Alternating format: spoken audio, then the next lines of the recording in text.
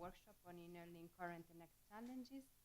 And this will also be our second study visit for the UNITAL project. The first one was online, organized by Turku on April, and this is our second. So this is the study visit for the tutors that will support the e-learning, the e-course delivery in January. So as you can see here from the program, we will have lots of speeches. The first one will be held by our Head of Research and Development Department, Dr. Arturo Lavalle. Then we will have Professor Matteo Martini, who you already know. Then we will have Professor Guia Venturoli, Professor of Experts in Instructional and Educational Design here at Guillermo Marconi University. Then we will have Professor Ernesto Grande in Engineering Science. And then we will have 3 speeches by UNITAL partners from ETU. So I think that we can start. So I can invite Dr. Lavalle here to join.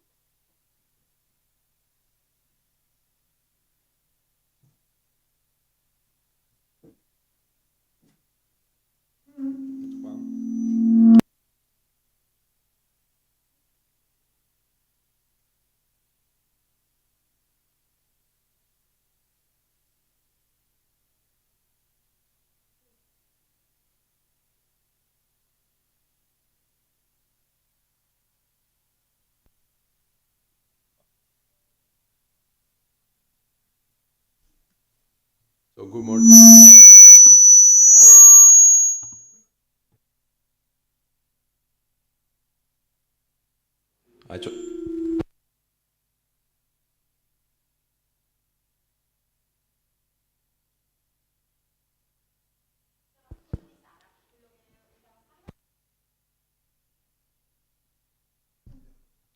Hello. So good morning once again, everyone. I think that the first day we met a little bit with every one of you, perhaps some of them know. Hi, Ernesto. And I also hope that you enjoyed these days in Rome, not only for the project, also for visiting the city. As we were talking with Akbar. This presentation will be a little bit about what we are doing in the innovation field in general terms. The university is changing a little bit its focus. So apart from the academic programs, the provision of academic programs, and there is this increasingly objective to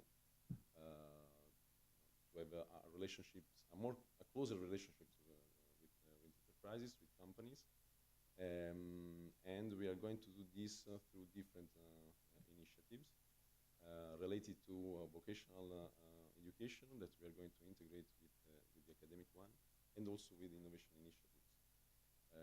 Even this project can be considered as an innovation initiative that we are implementing. The title, the subtitle, let's say, why innovation can't happen without standardization, is because everyone speaks in terms of innovation, but innovation is often perceived as something that it's like the moment, the genius of the moment. It's something that you are going to implement.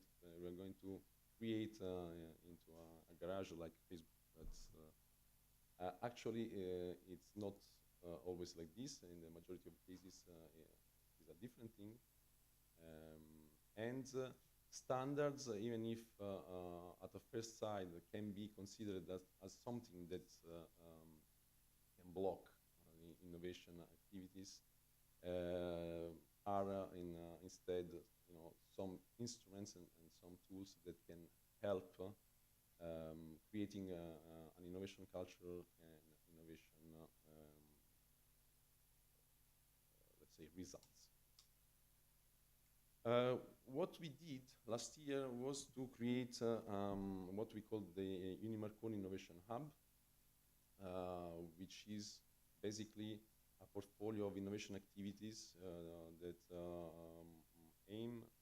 fully invest the three basic pillars of the university mission, naming education, research, and the so-called third mission, so the relationship with society. And that aims to, let's say, strengthen the relationship with companies, with the territory, even if in our case the territory can be local, can be national, can be regional or global. And at the same time valorize the interdisciplinary competencies of our researchers and professors. We have identified 6 areas of intervention: technology transfer, and entrepreneurship, innovative ecosystem, public engagement, lifelong learning, and internationalization. For each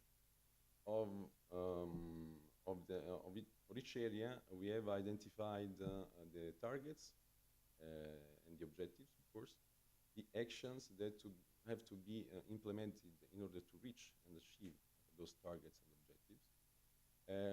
Who are the resources, the internal resources that are involved, which is the further added value, meaning what further activities can emerge from the basic ones that have been identified in each area. For example, if you are going to support a student in the creation of a startup or a spin-off, in the case of our researchers, this can also lead to, for example, to have relationships with other companies outside universities, and perhaps having an agreement in which we are going to provide our programs or create new programs according to the needs of the companies. To have a very, very quick example, I'm going to just give an example of for each area. In the area of technological transfer, as I told you, even the projects that we implement, the funded projects in this case, are very good tools in order to have innovation activities, but also to favor the technological transfer. In this case, I just brought as an example 2 projects that are funded by Horizon. This was still Horizon 2020. Now it's Horizon Europe, the following framework program for research, which is also the program that is closer to the market. So when you are going to present a project, you have to put inside, it's compulsory, even companies, and you have to present results that are, this depends, of course, of the kind of technology that the technological level that your results are related to, that they have to be closer to the market. They have to be perhaps implemented. And Blaze and GECO are 2 projects in which we are coordinators, and that basically address the production of renewable energies from biomasses. GECO is like let's say a follow-up of the first one of Blaze, because let's say that besides this objective, there is also a part concerning the capture of CO2. And also Professor Matteo Martini is fully involved in these 2 projects.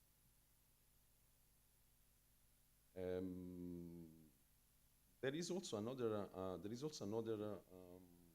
example. This is the only area in which I bring 2 examples that we are developing in order to favor technological transfer. Why? Because in Italy we experience a very low, let's say, level of technological transfer. for many reasons. There are around 4,000 patents that are not fully exploited or are not exploited at all. There is still a distance between the two worlds, the academic world and the industrial world. So what we are doing now is to create with a company that is called Intellera Consulting, which is a spin-off of the PwC, American company, and the spin-off from the public part of PwC in Italy. We are developing an initiative called, here you have what I was telling you. There is a, sorry for the interruption, just to explain you this slide. There are some numbers about the lack of technological transfer in Italy, as I told you. But basically, this is something that, this is an issue that concerns many countries, not only in Europe, but in the world. There are also good examples, for example, in Germany, or in Finland, or in the Netherlands, for example. But for many countries, this is still a big issue. I was telling you that the initiative that we are developing with this company is called Proof of Concept, POC. Basically, we want to create a panel of experts made of people from Intellera Consulting and professors from Marconi in order to validate the most promising research results, patents, or any kind of potential tools that has been created at a research level, validated, and presented to one or more companies in order to be exploited. What is the difference compared to the other initiatives like that? Is that the different phases of the validation also include a personalization of the validation. So not only a theoretical part, but also a practical part going into the companies and asking them for their specific needs in order to favor the technological transfer for them. It's, of course, it's not an easy thing. It's not something that you can do in a quick way, but we are in touch with the associations of enterprises, also with some venture capital funds that could fund this initiative. We are about to launch it, I think, in some days, because we had one of our last meetings last week. Here there are also some info about the duration, about the budget that should be needed, etc., etc. But this is something that we are investing a lot in, and something that is targeting not only our products, our research projects, but products all around Italy. And also, this is also an idea that we want to export in a midterm perspective to other countries, like in Germany, where we have a good relationship with some association of companies in the Baden-Württemberg land, which is one of the most one of the richest regions in Europe. The headquarters, Mercedes is headquartered there, Bosch is headquartered there, etc., etc. And there is also, let's say, a group of medium enterprises that they call hidden champions, that are in the supply chain of these big companies, but they are very productive. They contribute a lot to the GDP of the land of the country in general. Concerning the entrepreneurship area, we are organizing with Manager Italia, which is the biggest association of managers in Italy, an hackathon. This was supposed to be held in this period, but unfortunately for reasons, it has been postponed to the next year, the beginning of the next year, in order to reach, the objectives that we have set, meaning at least the creation of one spin-off per year or two startups per year for our students. This can seem very low numbers, but it's important that you know which is our, let's say, which is our story. We are the first Italian digital university, and we were the first to be accredited in 2004. So we were pioneers in digital, in distance education, e-learning. But at that time, what we did was to take professors and researchers from other universities, asking them to record lectures, and then asking them just to have exams, etc. After some decrees from the ministry, even e-learning universities had to, of course, hire full professors. Like, for example, again, Professor Martin is an example. Sorry if I take him, but we work very closely, but also GUI, of course. And of course, those professors and those researchers had to be asked to do research inside the university. So that's why we are arriving now to develop further initiatives and even more promising initiatives. Concerning the innovation ecosystem, we have launched, of course, our objective is to be a reference institution, even if we provide e-learning programs, but we have to be a reference institution for our territory here. And we launched an acceleration program. To be honest, this acceleration program is open to startups and innovative SMEs from other areas of Italy, not only from our region, but in general, we want to create this ecosystem, especially in the region of Rome. This acceleration program is called the SMAC, which is an acronym standing for SAS Marconi Acceleration Kit. As you know, SAS or SAS is a multinational company specialized in ICT. The good thing is that we are going to give support to startups, and those startups can take advantage of the SAS technology freely. And of course, if they're going to develop something that will have market perspective in the future, they will have an agreement with them. But at the moment, in order to develop their products, they can access freely this technology. Of course, we are talking about technological startups and innovative SMEs.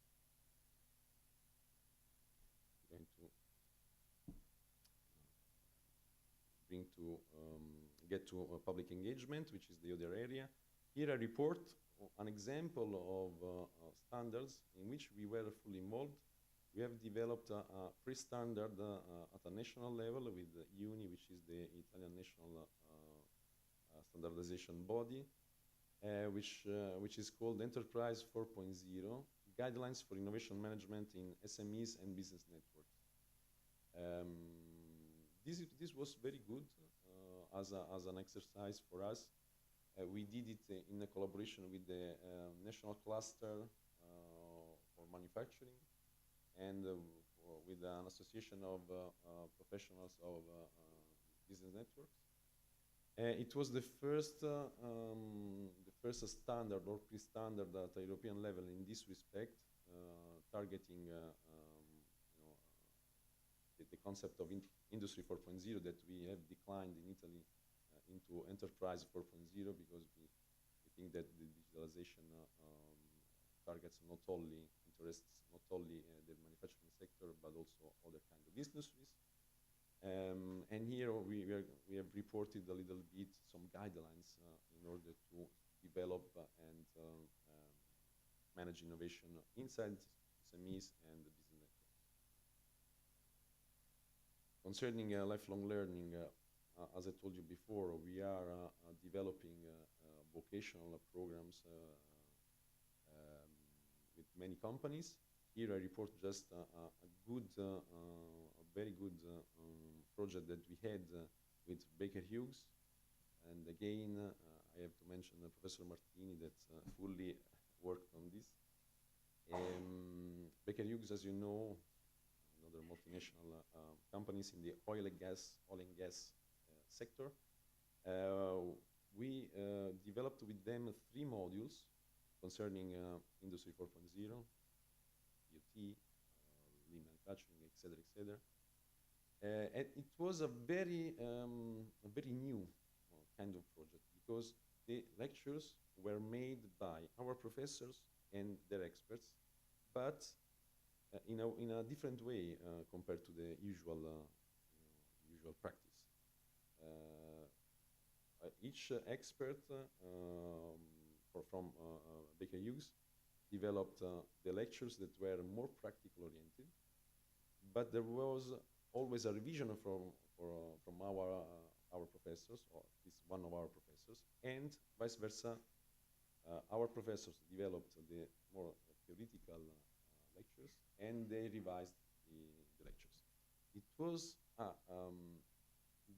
let's say, a difficult and even time-consuming project, but it had a very big success. They used these modules for refreshing and upskilling their workers. We used those modules. We put those modules into our bachelors in industrial engineering and computer engineering. And they also asked us to, we did it in Italian, but they also asked us to have also the English version of those lectures in order that they can upskill even the other branches of Baker Hughes all around the world. And finally, internationalization. We put lots of efforts in the internationalization of our university. We have several collaboration agreements, so not only for research, but also for the didactic sector in many areas of the world.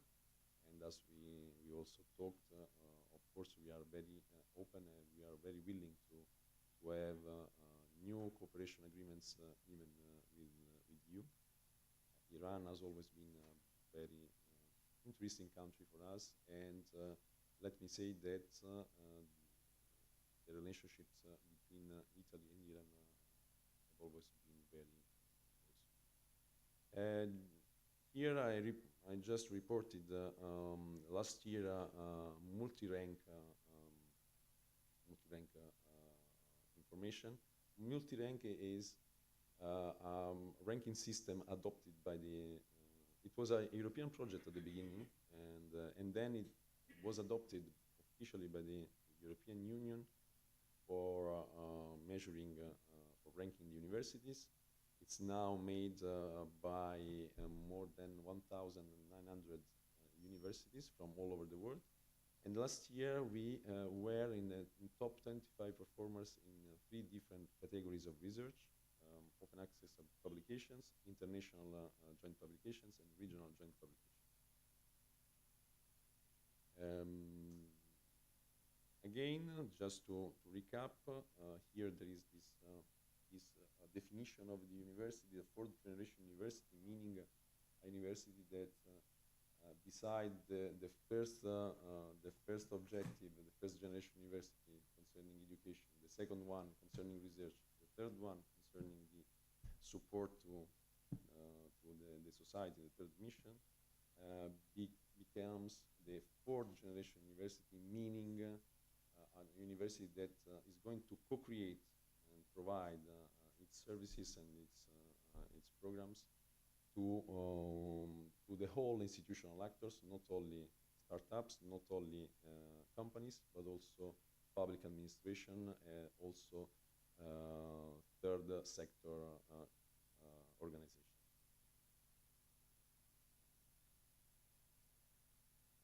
Again, I don't know if I can go ahead for I don't know for how much time. 5 minutes, okay. Just to focus on okay on innovation management. As I told you, standardization is something that can help innovation. Here on the left side of the slide, you have a series of specific say sentences making you understanding why standardization is good for innovation. But we can group those sentences into three main key benefits. Key benefit one is streamlining internal operations, of course. This means that you can improve, you can make more productive your operations. This also help create standardization can also help create or entering new markets. Why? Because especially at a ISO level, and when we talk in terms of innovation management, we are especially talking in terms of the ISO 56000 series. These ISO standards can have created a common language in terms of innovation, and very often it's already happening, even for example, for operating in a market or for applying to submitting a project to a public call, you are asked to have to comply with these ISO standards. According to some experts, the ISO 56000 series will become what the 9001 was for quality. As you know now, all the companies are requested to have at least a 9001 standard compliance and for quality, and this will become a standard compliance for innovation. Just just as an explication of what I was saying at the beginning, innovation is more an output, is a result of a process, even if very often we think that it's just the genius, and can be radical when it's disruptive. Of course, you are going to create something which is really new, but this happens not so often. In the majority of cases, it's incremental, and it's made of continuous improvements. All of that is reported in the Oslo Manual. This is the updated version of 2018. The first one was 2014. Was from the OECD, was issued by the OECD. I was talking about the ISO 56000 series. Let's say that the most important standard in the series at the moment is this one. Oh, sorry, the 56002, which is the one giving guidelines about the innovation management system. Here, basically, the concept is that in order to implement innovation and manage innovation, you have to think in a systemic way, because each part of the system, of course, affects the other parts. And here, there is one of there is the list of the main principles of innovation management. Of course, the understanding of the context, the internal factors, external factors. You are going to make a new innovation, but and you want to exploit it, entering a new market. At a certain moment, you are going to, the regulations in that market are going to change. How do you do? So this is, for example, an example of an external factor that has to be always monitored. But also internal factors are very, very important. For example, you have the competencies in order to develop innovation initiatives. You have an internal innovation culture, mindset. So all of that is reported into these standards, which of course are not solving all the problems, but can give you a guideline in order to move inside the organization. The importance of determining the interests of the stakeholders, sure. The importance of setting a scope of the innovation management system, meaning limit to to see to which point you want to improve your innovation activities, what is the target, doesn't to be or to go beyond these limits that you put and you set. I think that according to the main principles, the culture is the most important, and also is very important the leadership. If you have a leadership that wants to challenge the status quo, wants to change, the organization, and this is particularly important in this period, in this historical period, because as you know, especially for the technology, the rapidity of technology, but also for all the dynamics that we know, the changes happen at a pace which is very, very fast. Again, of course, I will send you this PPT. I want to close just with this slide. This is a standard. There is a standard which is here. It's called the ISO, but it's more an Italian standard, the 11,814, which is about the innovation management professionals. It is about the competencies and skills and the knowledge that the profiles working in the innovation management sector have to be. We considered of great importance this standard. Why? Because in general, people talk in terms of innovation managers, and that's it for managing innovation. And even in Italy, we had a register issued by our Ministry of Economic Development a couple of years ago, in which who thought to be an innovation manager was asked, he or she was asked just to have some very basic conditions, was inside. But an innovation manager cannot be a hero that knows everything. And this standard specifies the competencies and the knowledge of 3 different profiles. The innovation manager, who works and operates at a high level with the top management of the organization. The innovation specialist that works and operates at the department level, for example, in a specific branch structure of the organization. And finally, the innovation technician, who is the one that operates at the technical level, who is the one that creates the output. This was a case study that it's too much to introduce to you. So thank you very much, and of course, if you have questions.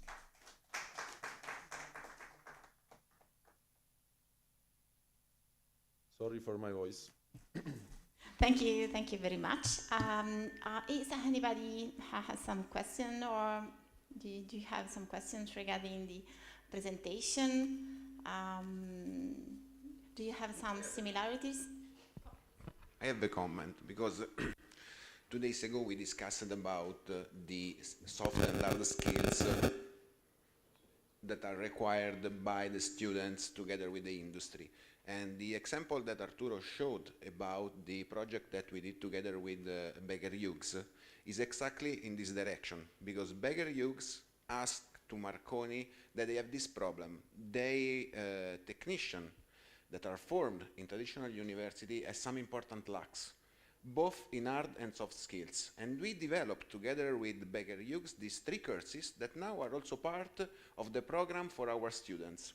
In particular, I'm teaching 1 course in which we have all the process related to the 3D modeling, the tolerances, that are all aspects that today are, let's say, not well considered in the traditional path into university.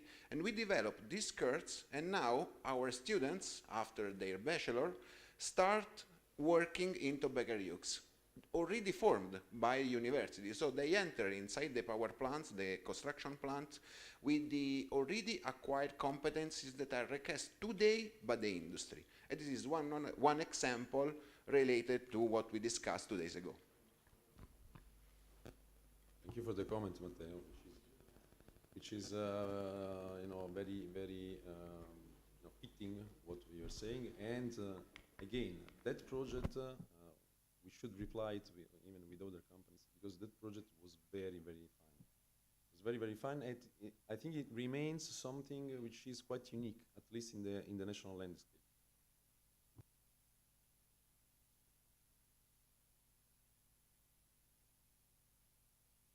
Of course, yes, of course.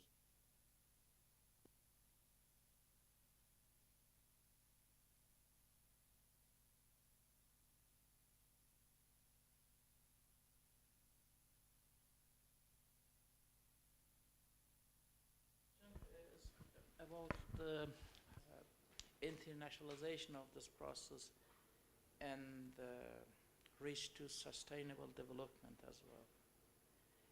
Is in the ESO this matter is concerned or no? Yes.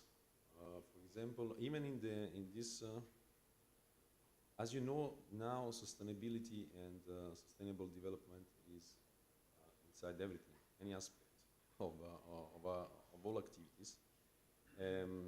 It's of course in the ISO standards. ISO have as standards also specifically dedicated related to to sustainability in different sectors and to sustainable development. But even here, in this standard, there are some appendices, and there is one in particular that relates to sustainable development, giving definitions about sustainability, highlighting the relationship between innovation and the objectives of the UN 2030 agenda. So yes, definitely they deal with this. But apart from this series concerning innovation management, ISO and even our UNI, our national standardization body, have standards specifically focusing on sustainability and sustainable development. Is available this ISO? It should be purchased on the ISO website. Mm-hmm. I have this in Italian. I will try to recover it in English as well. If we'll try to do it. Thank you. Thank you. Can I ask a question? Hi, thank you very much for your presentation. Maybe my question and my comment is not totally pertinent to your presentation, but that's just a suggestion maybe. In one of your slides, you refer to transfer of technology and research industry mixed teams. I suppose, based on the needs analysis in the private sector, especially the business, why not recording a specific day on the companies and how the engineer deals with the fresh engineers, just enumerating the prerequisites and the minor requirements of the engineers, then providing an internal survey. It can be continuous for 2 months, for 3 months, and just recording some of the struggles that happen at the companies, and based on them, providing a package for teaching in the university. I mean, a transfer from practice to theory. Always we have this direction that we start from the theory at the university, then we go to the practice. But this is another way of looking at the problem. Why not working on the companies, providing a package, and then training the instructors of the universities to follow this, path for teaching, making it internalized or standardized for several courses, the courses in STEM or not, social sciences or other fields. This is just a recommendation because I'm simultaneously a lecturer at the university, and in governmental sector, in private sector, I saw many difficulties when facing with the students at the university. Their they're not familiar with the market. They're totally unaware of the market, you know. They're in a new situation.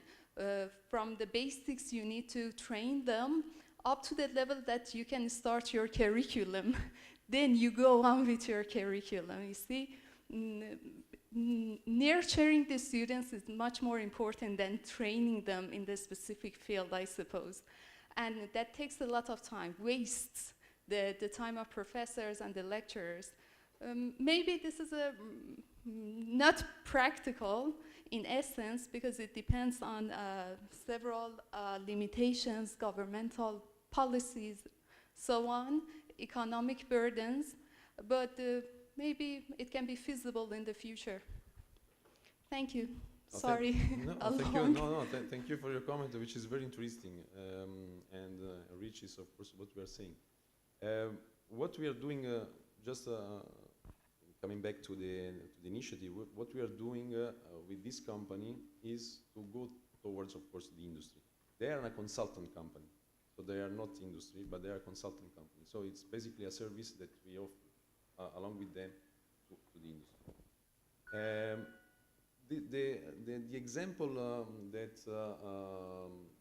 Ate also commented, so the activity with Baker Hughes, was a little bit in this direction. We tried in this way to acquire, you know, the higher knowledge of the market and of the activities that were made into the company, and of course, you know, vice versa. The experts from the company lacked many, you know, theoretical parts, because they are just knowing what they do inside the factory. So this was something going into this direction, but it's not so easy. It's not so easy. We did it between professors and experts. It's something that it's even harder to do it with students, even harder. And it's already hard to do it in the direction from academy to industry, which is, you know, at the moment, the one that we are focusing on. The opposite is also interesting, but the opposite means that people in the industry should waste more time just to give you, you know, their knowledge.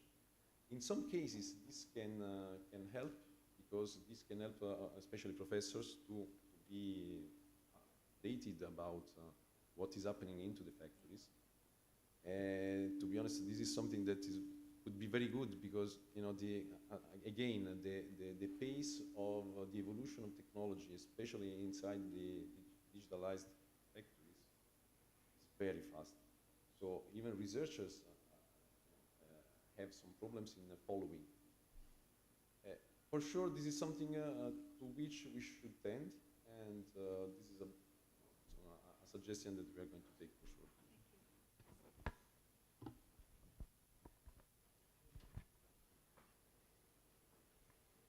So if, okay. Thank you for your presentation. There's a lot of the, new things about from your presentation. But from your presentation, I think about the how and how this kind of the work, your project is connected to Unitel project, and this aspect of the connected with the project. Unfortunately, I can't find it. Please help me to find this connection. Thank you.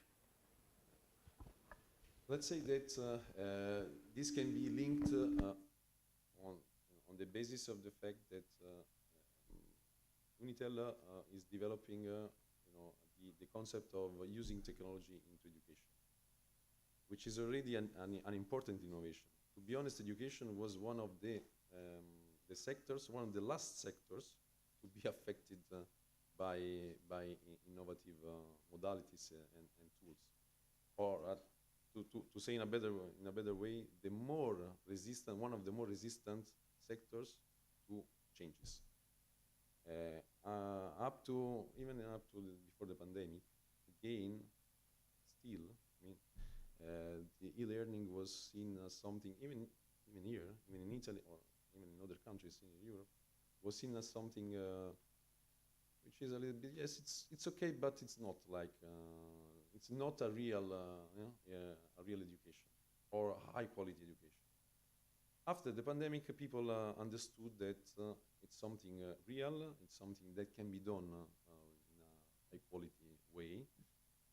This doesn't depend from the technology or from the modality of provision. This depends a lot, of course, especially from professors and the quality of professors, because we can do a good lecture in a presential way. We can do a good lecture in an e-learning modality. And what we added to the quality, high quality of our professors is to have also a good infrastructure from a technological point of view in order to improve also the tuition of the lectures. So even in a university like ours, but more in other universities that are resistant to change, introducing a kind of process that help to innovate is something that can be useful and that can be done following the standards. Again, the standards are not compulsory, but they are a guideline that you can follow in order to improve your processes, improve your collaboration among the different functions of the organization, improve the relationship between the leadership and the workers, and even succeeding in having ideas, not only from the same people, but even from the other people, from the old people, hopefully, in the organization. Because very often it's the people that do or release a service that know better than the top management how to improve some processes and how to improve some results.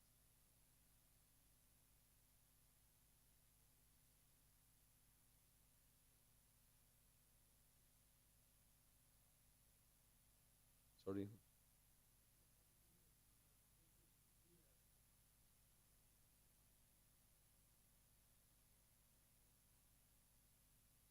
To be honest, I don't know. To be honest, I don't know if there is an ISO standard about e-learning. But there are standards in any case, even the government.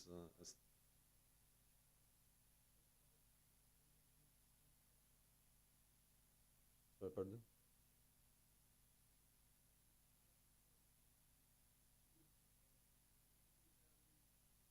But we already follow, say, an internal standardization, for example, for the and also some indications given by the National Agency for Assessing Universities, which is a branch of the Ministry of Education and Research. There are some specific indications about the learning now, and we also have some internal standards. For example, how you are going to build slides, how you are going to build, or are you going to provide the lecture. There are a series of standards that professors have to follow in order to respect quality that we intend to respect. Yes, in order to add what Arturo was saying, I'm going to speak about this later, about our model in designing, developing our e-learning courses. There's not an ISO specific. If we think about ISO for company, there is not an ISO for e-learning up to now. But as Arturo was telling, there is the ANVOR, which is the agency by the Ministry of Instruction here, that gave us very, very precise and strict rules to follow. I will speak about it later. There are many, many rules we need to follow. Sometimes the methodology is not so followed by those rules.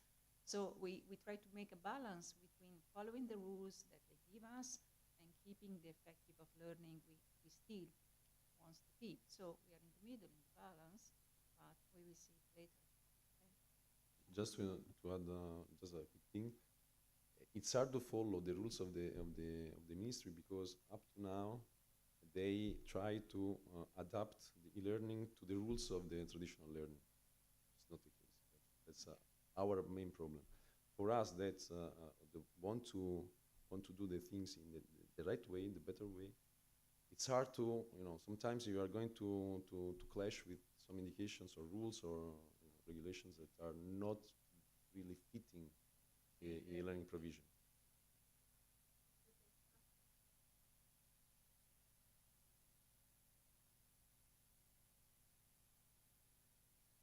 Just to again, just a quick comment, a quick last comment is about the transfer during the pandemic. Many universities called the e-learning something that was not e-learning, meaning the transfer of face-to-face lectures to streaming. Streaming lectures is not, it's online, but it's not e-learning. You are just going to to be on the screen instead of being in a room, but and even the way of releasing the lecture had some critical issues, because many professors from the traditional universities try to do the same things that they would have done into the rooms, the classroom.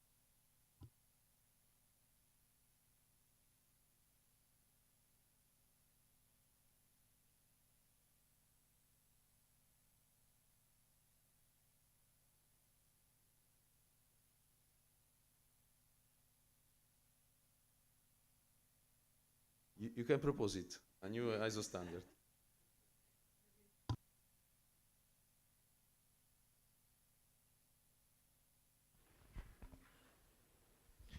Thank you for presentation. Can you explain more details about some standardization methods for assessment methods? Assessment very important in e-learning process. Because we have a lot of choices to implement assessment. What is the relation between standardization and assessment? Can you explain more detail? Again, the standardization in the presentation was about innovation, not about e-learning. We have assessment methods. I don't know if we have two professors. I don't know if you want to explain how you make assessments of learning programs.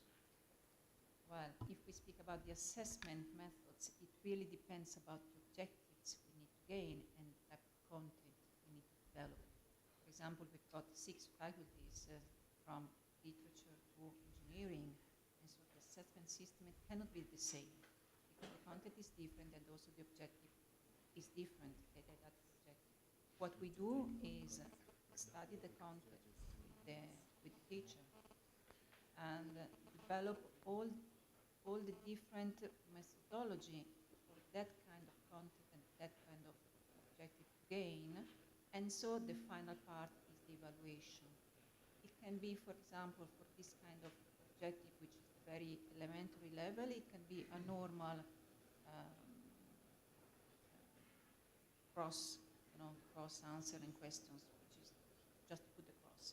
For different objectives to gain, which are more complex, we need to make, for example, an open questions that implies an open answers, because we need to see if other different level of knowledge have been gained. So there are different kinds of yes, of course. We know this assessment should be aligned with learning objectives and instructional activities, we know. Yeah. But we don't discover the summative or formative assessment methods in e-learning process. E-learning is very important. It's very difficult to use a standard assessment, and this is the point of struggling in our students in every department. Yeah. Yeah. Definitely. I wouldn't say we standardize our assessment methods. The standardization we were speaking about, it was about, generally speaking, innovation system, but we have different models, but they're not so standardized. Thank you. If I can comments about that.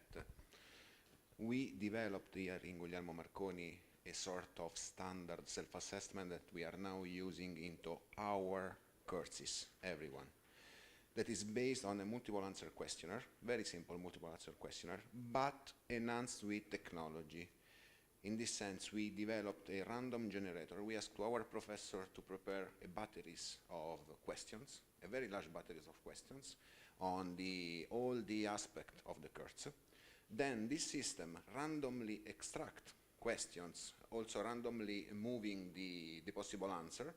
And in this way, our students every time has a different test, because this is one of the main limitations. If you prepare a fixed multiple answer questionnaire, you can do this test once and then stop. In this way, for example, for my course of general physics, we have a database of more than 300 questions that are selected randomly during each example. The students can enter and prepare also and make this test during the study and also before the final exam to check their competencies. And we have also another important aspect in this sense, because when you have the teacher can access, make some very simple queries to the results obtained by the single students, the class, all the students every year. In this way, I can also check if the teaching that I'm doing in some parts of my course is correct or not. Because if I explain an argument and the majority of my students fails making this questionnaire, the problem is not of my students, it's of myself. And for example, in my general physics course, I had this example, this practical example, because at the beginning of the course, we observe that our students fail, the majority, more than 70% fail the questions about the entropy. That is a very important argument in general physics. So what we did, looking at the data collection, we add additional material to our courses, and now, after years, we are observing that the quality of the test is increasing. This is a very important example. We produce a very large number also of scientific papers on this aspect, on this questionnaire, and we inserted this as example also in the e-course that we developed. In the part related to the self-assessment, we report this example with the construction of the database that we made and the results that we achieved during the years. After the first application that was made for the general physics course, now this system is used in every course of Guglielmo Marconi.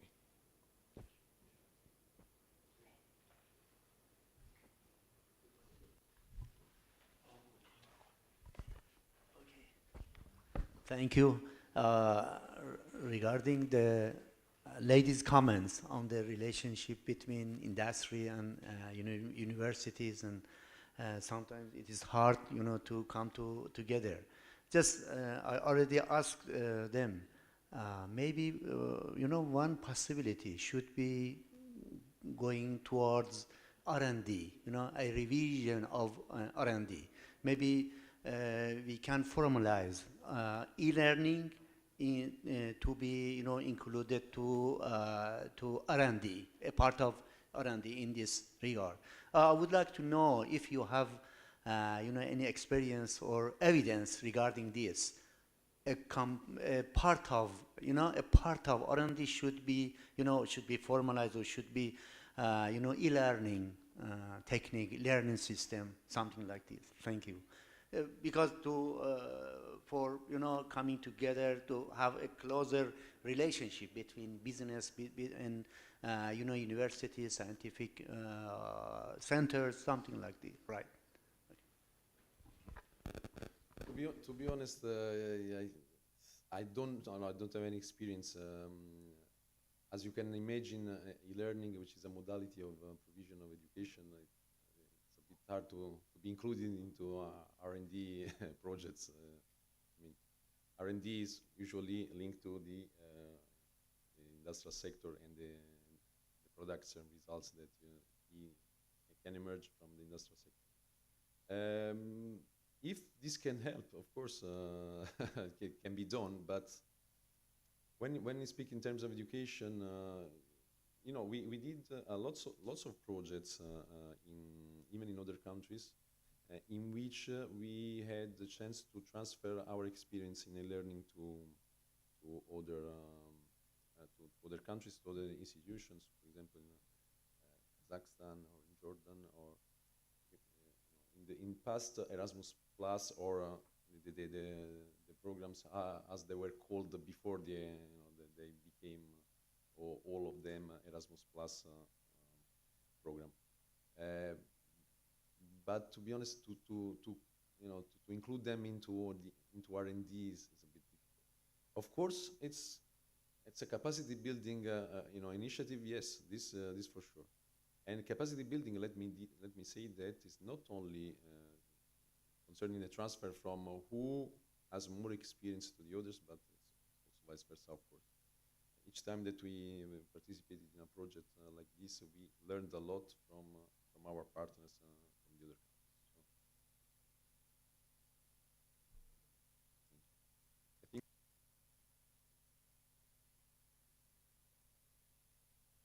Thank you.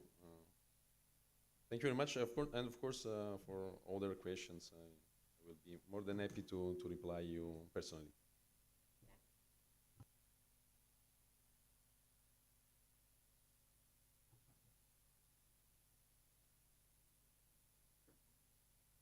Okay, thank you very much.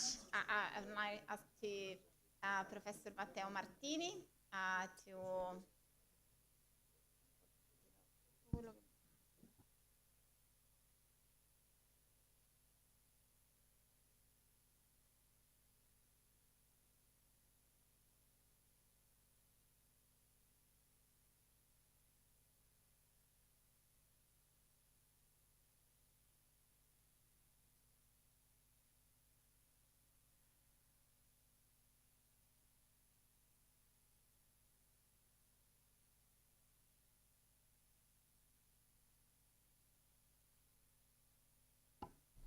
Concerning the self-assessment, if you are interested, you can find one paper, for example, is this one.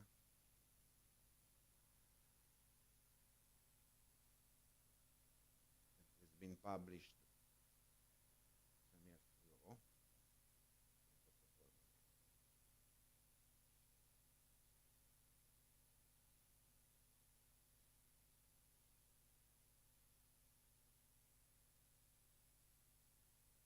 This is one of the papers that we published for the self-assessment, in which we have all the history, because we started from a needs, also in this case, that is the very high dropout that we observe at university system in Italy in general, and in particular during the first year. So we developed for the general physics course these self-assessment tools, in which I have also. These are the example. This is the system, how the flowchart works for the self-assessment. And we have also the example that I show you. This is a very small number of questions of the assessment test. Is a sample of 50 questions over 500, in which we have this average for the right answer of our students, and we observe this drop here. This part is relative to a specific argument that was entropy. And so we work, thanks to this self-assessment test, a very simple multiple answer questionnaire, but thanks to technology, the use of technology and the use of a database, we collect information from our students, but also from the quality of our teaching. And in this way, we can correct the needs of our students, but also help our students to prepare their exam during the study. These are online, so you can download it and read for free.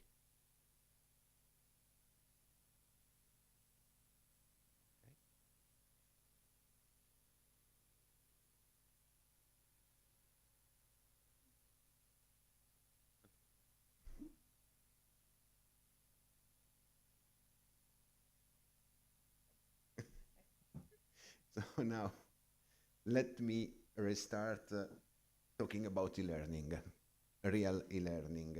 And in particular, what I want to show you in this presentation is something related to the evolution of distance learning, because in Unitel project, as we discussed during these days, the aim, one of the main goals of our project is the modernization of the courses in the STEM fields in your university. And to do that, for sure, we want to use technology. We want to implement technology-enhanced learning that is different from distance learning, as Guya said before. And in particular, what I want to show very briefly in this presentation is the evolution of the distance learning that we observed during these years and how the technology played an important role on the evolution of distance learning. Let me start with some data. For sure, in the last decade, before pandemic, we are not talking about pandemic, we assist to a very large number of universities that start providing and offering distant courses. The number of students enrolled in distance courses increased very much during the last years, in particular in the last decade, and this was a worldwide increment that we observe. If we compare this data, going in particular, this is an important picture that I collect. This is from the Oregon Public University in US. We are talking about a traditional public university in United States. If you see the number of students that are enrolled in traditional course, not online, this number decrease every year and they reach the parity more than 5 years ago, well before COVID pandemic. So COVID pandemic give for sure a push on distance learning, but this effect start well before and not related to COVID pandemic. And for sure, also the market of the distance learning is increasing in number of billions of dollars that this market involves today. For sure, this increasing is well related to the technology. When we talk about distance learning, e-learning, or technology-enhanced learning, this passage was driven by the increasing of technology. We will use technology to increase our way to make distance learning. If we say that distance learning is increasing just because the students can study everywhere, every time, this is for sure an important aspect, but it's not the only. Because in the last decades, we work a lot as community in distance learning to make a lot of research and development in distance learning. The remote lab that we always speak is one of the results of this important R&D. These R&D are mostly devoted to what today? First of all, quality parameter. We discuss a lot about the quality of distance learning. Virtual laboratories, effective communication, because one of the main aspects when we talk about distance learning is the possible connection and relation among students to students and students to professor. And also, in this last year, we spent a lot of money and research and development on social aspects and metaverse. This is one of the guys that work with us on the development of the metaverse that is showing the Unimarconi metaverse in the last student saloon that we had in Rome 1 month ago. And in particular, into the metaverse, you can see exactly the main entrance of Guglielmo Marconi in Via Plinio. All Via Plinio is reconstructed in the metaverse. You enter inside the university. You now have 2 rooms, 1 meeting room for students, 1 secretary. You can have the meeting with professor into the metaverse. So we are developing a lot and we are working a lot on the aspect related to metaverse. And for sure, all the interactions that we can implement inside distance learning are related and driven by technology. If, as Guya said before, if we in distance learning try only to mimic, to replicate what happened inside the traditional classroom, we are failing. Today, traditional distance learning, technology-enhanced learning is a real field of education that is different from traditional learning. This has to be very clear in your mind also when we talk about the modernization of our course into Unitel. Just going very fast on the evolution of the technology, just to have a window on the past. We have three main generations that we can consider, first, second, and present generation, that are completely and fully related to the technology available at the time. During first generation, the courses are characterized by a strong use of application and offline components. The courses are delivered using floppy disk, videotape, all systems that are offline in a certain sense, because the World Wide Web was not well diffused as today. During the second generation, thanks to the rapid evolution of the World Wide Web, we starting providing our courses online. This is the Yahoo page in 1996. It's just a search engine, Yahoo. And thanks to the increasing of technology and the passage to the World Wide Web, we moved to a computer-based training, CBT, to a web-based training in which our courses are delivered online. The components obviously changes during this passage because we change our way to make lessons not working for a offline course, but working online and starting exploiting the communication tools that are provided by internet. If we compare the Yahoo page that I really show you of 1996 with the one of today, you can see that the system is completely different. In particular, now all these websites integrate a lot of communication tools that are in this part of the page. What we do in distance learning is exploiting all the possibility offered by technology to change our way of doing lessons. Now, connected to the evolution of technology, what was the evolution of the distance learning? The historical path for sure is strictly correlated to the evolution of technology. During 90s, a lot of universities starting delivering their traditional courses online. But what they did, we have the traditional lessons that were recorded and then delivered online. This is one example of lessons took in Massachusetts Institute of Technology during 90s. And you have, we don't have audio.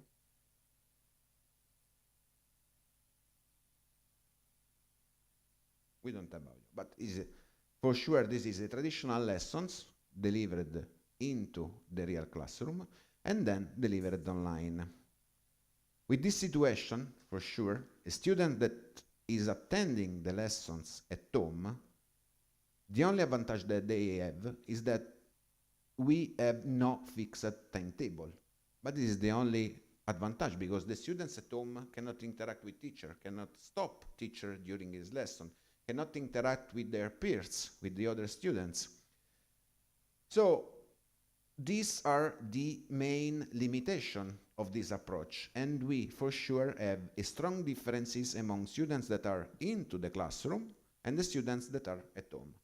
Today, in distance learning, we changed this way of approach, making distance lessons that are fully delivered and built for distance students that are not in presence. You visited yesterday our recording studios in which our professor make their lessons alone in front of the interactive multimedia whiteboard.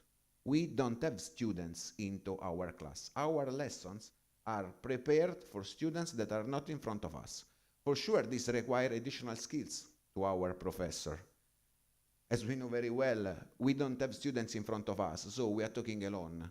We don't have the possibility to see the faces of our students, if they are following or not. So these are additional skills that a distance professor has to implement during his lesson when we make distance courses. Today, these video lessons are already used principally as MOOCs, as massive open online courses. These are, you see in this picture the growing number of MOOCs delivered online during these years. What is a MOOC? massive open online courses, are courses that are delivered for free to students. We don't have a final exam, no title or certificate at the end of the MOOC, unless you pay. If you pay, you can have a final exam. But these are courses today that are used to as a sort of advertising for the universities. The next evolution of distance learning, for sure, as I already said, passed for lessons that are specifically prepared for distance courses. We don't have student presence into our classroom. As I said, we require additional skills to our teacher because we have to imagine the reactions of our students. While during traditional lessons, you can see the face, the movement of our students. If you have something like this, you understand that we are doing lesson in the wrong way. So you have to change the approach to your students. The first generation, let's say, of distance lesson is made using audio lessons. Now we are no longer use this kind of solution because they were very, very boring.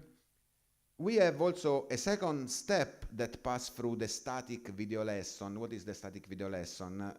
In which you have the teacher that is set behind the desk and make his lessons like we do in this last period using Zoom, Meet, or everything, so every solution that we adopt during COVID pandemic.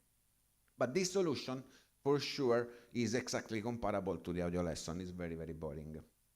In Guglielmo Marconi, as you saw, you visit our studios in Vittoria Colonna. You didn't have the possibility to visit our studios in other place that is no longer used, in which we have a large number also of green screen technology, the chroma key, because we developed using this technology a large number of solutions in which we develop and which we built from zero, from scratch, a studio in which our lessons can make interviews or lessons, or as we did in the past, we can reproduce a real lab virtually in which our teachers can move around and show instruments to our students. Today, during this year, we recorded something like 15,000 video lessons in Guglielmo Marconi in diverse areas. As I said, this video was specifically realized for students that are not present in class, and we deliver our lessons using a custom learning management system that we developed. Now we are also using some commercial learning management system that we use together. This is a very ancient example of a lesson did by myself for general physics course. Even if we don't have audio, what is important is that in these lessons, for example, I use a large number of animation to explain to my students what is happening. Using this interactive board, we can underline text, we can use animation, simulation. If you make your lessons in distance just using plain PowerPoint, your lesson will be boring. You have to insert additional contents, like for example this one that I'm showing in my lessons, just to explain the principles of dynamics, in which I show to the students what happens when they apply different forces to this item, just to show really what happened in the reality. And moreover, in Guglielmo Marconi, in the studios that you visited yesterday, we produce a very large number of virtual and remote laboratories. This aspect was a very important item that we inserted into the e-courses that we developed for you to modernize your courses, because the use of simulation and animation is a very powerful and important solution that can be used in distance learning that fully exploit the technology. And as we told you during the lesson, today website is a very rich database in which you can find a very large number of animation, simulation, picture, videos that you can insert into your lessons. This is a very stringent and important aspect that you have always to consider. Now, the question, for example, that we can make is this approach, the approach of distance learning, is effective or not with the students? This is one of the main aspects that comes from when we start talking about distance learning. This approach is effective or not? I want to show you this plot. This shows the dropout rate for the OECD countries, not only Italy, in the university. As you can see, we have an average value of 30% of the dropout. This means that in these countries, one student over 3 do not finish his university course, drop out during the university path. And in particular, if you see the first two bins of this picture, that is Italy and the United States, this number is up to 50%. One student over 3 do not finish his university path. This is an important aspect that you have to consider. This is the same aspect from which we started when we developed our multiple answer questionnaire. These are data from university system. We are not talking about distance learning. The university system in the OECD country. The student dropout for sure is too high, especially for such country, like for example Italy. As I've shown you, the average value is around 30%, but in Italy and United States we reach up to and more than 50%. If we go in details into this number and we see what happened into university, we have this situation in which you have the number of students. These are for the first cycle bachelor in Italy. The number of students that start university, graduate, drop out, or is still studying during years, you have these important results. After 3 years, we are talking about bachelor, 3-year cycle, after 3 years, only 23% of the students were graduated. 23%. After 9 years, almost 6% is still studying. We are always talking about the 3-year cycle. After 9 years, 6% is still studying. If you see the dropout, you can see that almost 50% of the dropout is during the first year. And for this reason, the self-assessment is so important when we talk about distance learning. Because if we ask, for example, this was a poll asked to students of Bari University in Italy, traditional technical university. From this survey, they asked to the students what can contrast this trend, the trend of the dropout that we have in Italy. The students of this traditional university replied better quality of learning object, and for sure technology can help in this direction. Specified solution for worker students. If we talk about distance learning, we are fully compatible with worker students. Greater availability of teachers, and in distance learning, we worked a lot to improve the communication channels among students and teachers, and personalized tutoring. For what concerns the teacher availability, in distance learning today, we offer a direct and continuous contact with teachers and instructors, and also the tutors, the possibility to re-listen lessons, virtual class for a direct interaction with the students, and anymore into our e-course, we inserted a specific item on virtual classes, and instructors that are available by phone, mail, chat, forum, and every solution you need. This is the situation of the distance learning. Now, since we talked a lot during our meeting about COVID pandemic and how the universities that are now traditional can move into online, one important example, up to now I have not spoken about COVID pandemic. Now let me start about COVID pandemic, because COVID pandemic was the perfect field in which traditional university started distance learning.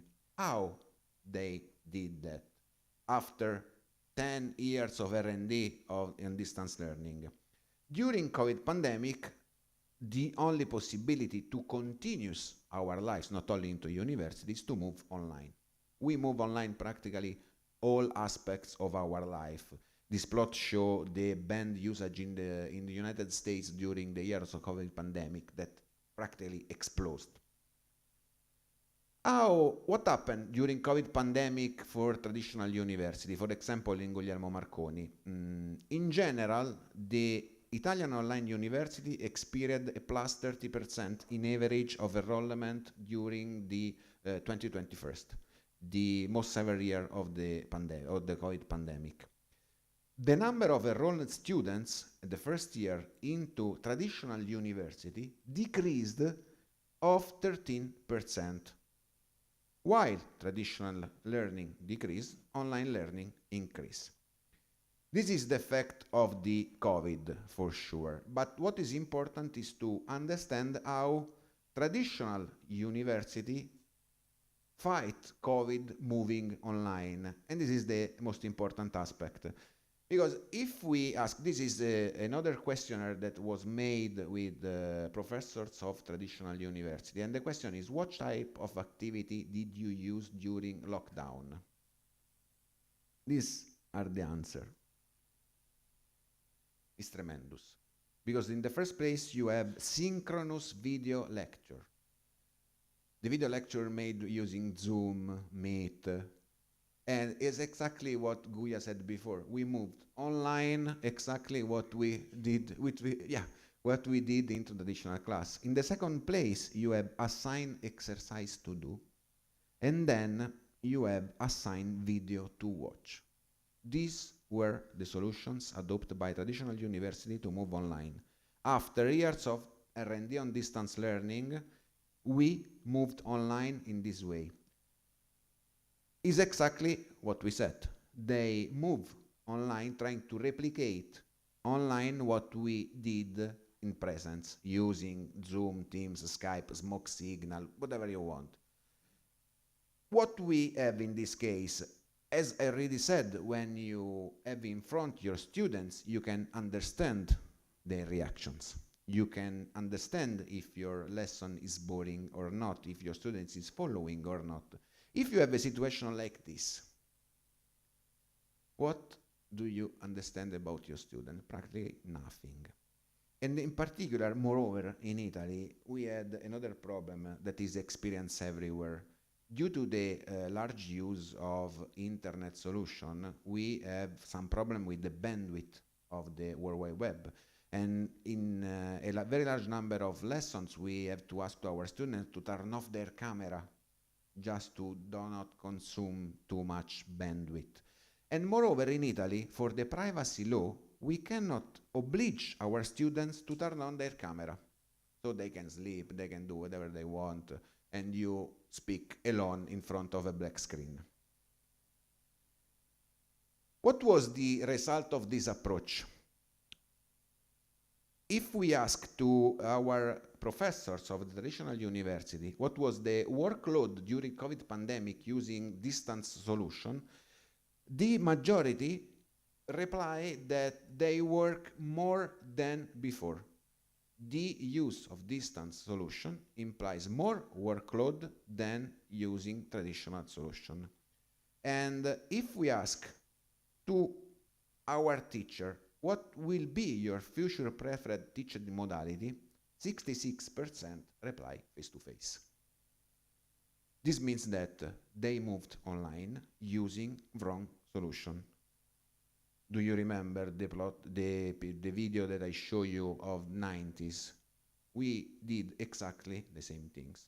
We made online exactly what we did in traditional lesson. In very simple words, as I already underlined, we came back into 80s in the last years of COVID pandemic. Now, for online courses, for sure, as we stressed every time we talk about technology-enhanced learning. In the solution adopted by the large number of traditional universities to move online, technology is not present. They just use simple solution to replicate online what we did in presence. Technology is not present.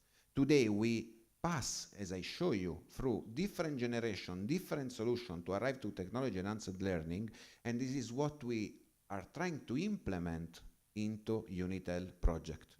We want to use technology to modernize our course. We are not simply moving online what we can do in presence.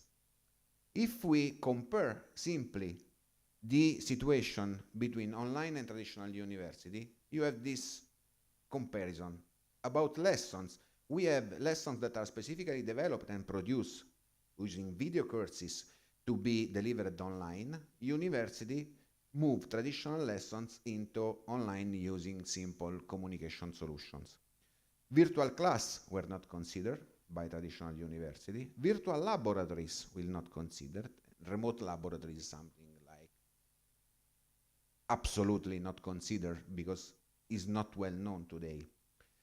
So, as I've said before, if we try to mimic online what we do in presence, we are following the wrong way. Today, technology-enhanced learning is a real field of application. We have a lot of conferences, like Akbar said very well. We have a very large number of conferences about distance learning, technology-enhanced learning, in which we present every year new solutions to improve, empower this kind of teaching. I cannot show you this video, but it's not a problem. Just 2 words, I have 10 minutes. Just 2 words about the laboratory, because in our e-course and in this project, into Unitel project, we insert the creation of a remote lab into each university. 1 remote lab for each university. Because you are from STEM field, everyone. One of the main important aspects in traditional, distance learning is the possibility to give to our students the laboratory to experiment, to acquire additional skills that are fundamental if we talk about STEM subjects. What we did in Marconi, for sure we already talked about the simulation and the animation that we use in our courses, but we have a step before, that is the advanced virtual lab. What is the advanced virtual lab? For sure, if I took this very simple example, the elongation of a spring, in which you put the weight, the spring is being elongated, a very classical exercise for an engineering or a physics student. What we did online, the first step is make an animation in which our students can experiment what happens when changing the weights, the spring elongates more or less. What is the main limitation of this virtual lab? There are a lot of limitations in this case. And as you know very well, when you are into lab, your experience is not deterministic. Because I enter into lab, I want to experiment the elongation of a spring. I can have some miscalibration. The spring cannot be so linear, for example. The weights cannot be so precise. I can do some mistake when I experiment this very simple experiment into our laboratory. These problems are not only problems because they permit to give to our students additional skills that are important. Because when I enter into a lab, I have to consider the calibration of my tools. I have to consider this. I have to work on the uncertainties that I have into lab, statistical, systematic uncertainties. All these aspects in a simulation that is deterministic is not possible. So what we did in Marconi, we, using the same very simple example of the elongation of the spring, we inserted into this experience a random generator. What I mean, this is a simulation. This is a very important example of technology-enhanced learning. When you experiment, when you put the weight on the spring, the situation is not deterministic because the elongation of the spring change using a Gaussian shape is not deterministic. The weight is not fixed, but change using a Gaussian spread. This means that we use technology, a pseudo-randomic generator, to change all the parameters possible in the experimentation. This means that the result is not always the same. The students can to replicate this experience a large number of times to collect data is exactly what they did into traditional university. In this way, we produce what we call advanced virtual lab, in which we did to our students the possibility also to study, to experiment uncertainties, also using simulation. That is not deterministic. This is an important aspect, and we produce a very large number of experience in this way. I show you this experience because we started this experimentation for the general physics course, my course here, one of the courses that I teach here in Guglielmo Marconi, and we developed all the possible experience that are normally made by traditional students into the lab, into this advanced virtual lab. And they can experience this, produce a report of the results that they obtain. They can contact teachers, they can contact tutors, they can work together, create work group, and these are important aspects that has to be cured and take care when you have students for engineering courses. These are some examples that I show you, and the last part, as you know very well, is the remote lab. Why the remote lab? Because for sure, if we start from a simulation, we can move to advanced virtual lab to give our students the feeling to be into the lab. But as you know very well, as engineering, as people involved in STEM subject, the only solution to have a real lab is managing a real lab. Remote lab is the answer to that, and what we did, this is one of the examples that we have here in Marconi of the remote lab that you already know very well. What we did, a remote lab is a real laboratory that are set up in a place, into our lab in Guglielmo Marconi. The students can connect from remote using Arduino or Raspberry Pi, and they can change the parameter directly remotely. But they are working on real equipment that is inside our lab. This means that all the parameters that they can set up are set up in the real experiment. Now, this is what we have to develop for Unitel also in your university. Some of you already know very well remote lab and are very expert in this field. Because if you manage remotely an equipment that is not in front of you, that is not virtual, for sure you have to be sure that the parameters that you can use are safe for the equipment. You cannot produce damages to the equipment, and moreover, this laboratory must be ready 24 hours per day, because our students work to study and experiment during night, during weekend.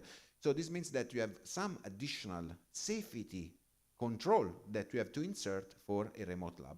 And this is an aspect that we will develop together using this architecture, this simple architecture, to replicate also in your university the possibility to have a remote lab. These are just some screenshots of the platform in which our students can enter to use the remote lab. We spend a very large effort on the remote lab. We are not only involved in Unitel, in which we have the possibility to insert the remote lab into your university, but we have also another European project that is Reopen, that is fully focused on the remote lab application for traditional universities. Because this solution is also important for traditional universities that give to the students the possibility to use the lab outside the normal opening hour of the lab. Conclusions. At this point, what I want to say is there are no conclusions in the sense that the research and development on distance learning and technology-enhanced learning is always going on. Distance learning today is a real way of make teaching in a different way. If we talk about the modernization of our courses, because this is the last step of our project in the Work Package 4, we have to modernize our course, and this does not mean that we have to replicate online what we did traditionally into the classroom, but we have to exploit together technology. We have insert a very large number of solutions that for sure are not the totality into the course, because the focus of the course is to trigger new idea into tutors, instructional designer, and professor to change the way to make teaching, moving from traditional to online. This is technology-enhanced learning. Otherwise, we are not talking about technology-enhanced learning, but we're talking about simply distance learning. Thank you.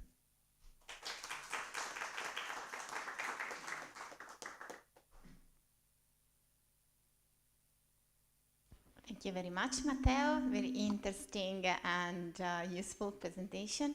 And now for the audience, do you have any questions? Yeah. Okay. Thanks for the presentation. Thank you for the presentation. My question is, do you have feedback or student evaluation of module for the lab, remote labs during the past semesters? Yes, because we started the collection, we inserted, starting from last year, the remote lab into our program for electrical engineer and general physics. They started a large number of students asked for this lab. Today is inserted not as mandatory part into our courses, but practically 90% of the students is using remote lab during these courses. And the results are encouraging in the sense that we observe students working together. They are requested to produce a report working together in which you have exactly the same situation that you have into traditional laboratory, in which one student collect data, one student prepare the report, one student make the data analysis. And this is an important aspect that produce for sure additional soft skills that are fundamental when we talk about engineer or STEM students in general. In the same way, what's your procedure for giving feedback to these teachers? For example, student evaluation of the teachers or student evaluation of the modules, how your system works so that the teachers can correct their approach of teaching or presentation? We have, for sure, some simple questionnaire that are made by students at the end of the lab. But this is important aspect because are required by the AMBUR. But what we did is collect every data that comes from the student experience. In particular, how many students, at what time they perform the experiment, how many times they replicate the experiment, the group is composed by how many students. We collect all this data, and the teacher has the access to this data to perform every statistics to see if there are problems, in particular in some aspect or in some part of the experience. And this is a real database of a large number of data. We have two ways to analyze this data. Some teacher, myself, goes to the database and make the query. The query that I want to know, this aspect in particular, I can prepare and make a query using the terminal line. But we have also some automatic queries that are proposed to our teachers, because you can have, for example, a teacher that is not so expert in managing data into the database. So we have some already prepared query, automatic. You push the button and you have the number of students that perform this experience, or the multiple answer questionnaire, or the remote lab, or the advanced virtual lab. You can collect all this data and have a very simple windows to observe what is happening in a standard way. Because when you implement something like this, you have always to remember the different types of teacher that you have in front. You can have a teacher that is expert, that can use database, can propose query, can make query by yourself, but you have also some teachers that are not expert. So you have to give also to these teachers the possibility to observe automatically data, graphics, plot, what is happening, and to have an immediate feedback from their class.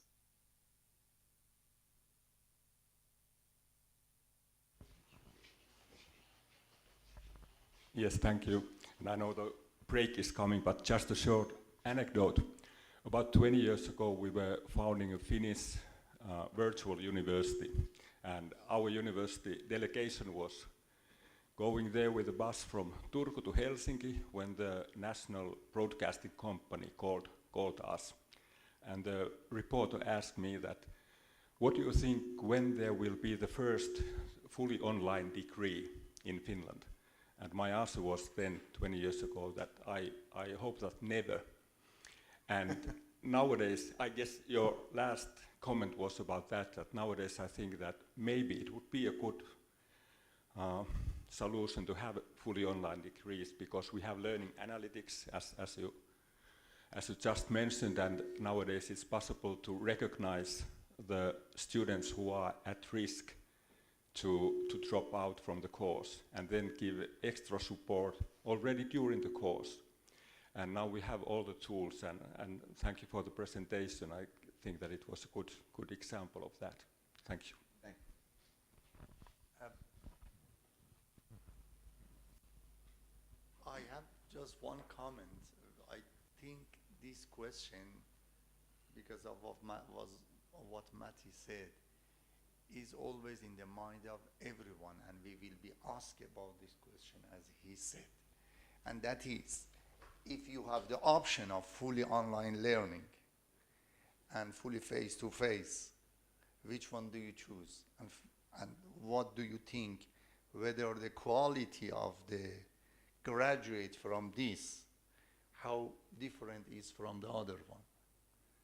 From my experience and my feeling is, first, the skills that the students or learners get from fully face-to-face physical presence and fully online would be somehow different. Not all the aspects in the face-to-face will be exactly the same as online. So if we have two students doing the course, so they have some similar skills and some different skills at all. They are better in ICT, they are better in some sort of things like this, but they are not better in some other. But in general, I personally believe if we design good online learning and we effectively implement it, and the assessment and everything be correctly implemented, that would be much, much better than face-to-face one. And just one simple reason, because Matthew mentioned about virtual and remote lab. I always say, what will happen in normal labs for our undergraduate students? They come as a team. Some are ready, some are not ready. He said about team working, yeah, and always say, who is the driver and who are the just people who watch? No, I will ask you different questions to assure that everybody learn driving. They are not quite prepared. They start some experiment and they don't have enough time. And if they miss one of the labs, it's way. But when you have simulator first, they can do everything in their pace, in their comfortable time, in their convenient time, and 10 times, and learn all the aspects. And if we design different question, different assignment, to learn different aspects. They can spend a lot of time to understand the theory and all the aspects. And then with remote lab, try to get better feeling, and also to do some video animation and others that we can add to all these. They can understand much, much better than what you really have in your face-to-face time. But you cannot explain in this detail to anyone who is against the online learning in university unless you ask them to sit down and show them on each topic what we can do. And for this reason, I have created different modules, for example, different video clips or something from the activities, and show them, look, now compare this with what you are doing at the class. So the feeling that Matti has 20 years ago, still many people have, but the reason that many of them are not convinced is because they don't see the main power of this technology and the correct implementation. Thank you.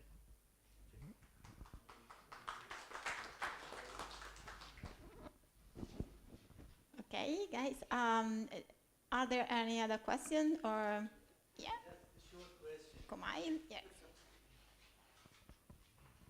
Thank you. Matthew, is there any limitation in the number of students to be attend, the remote lab? Because the capacity of physical lab is different from the capacity of, and the structure is different.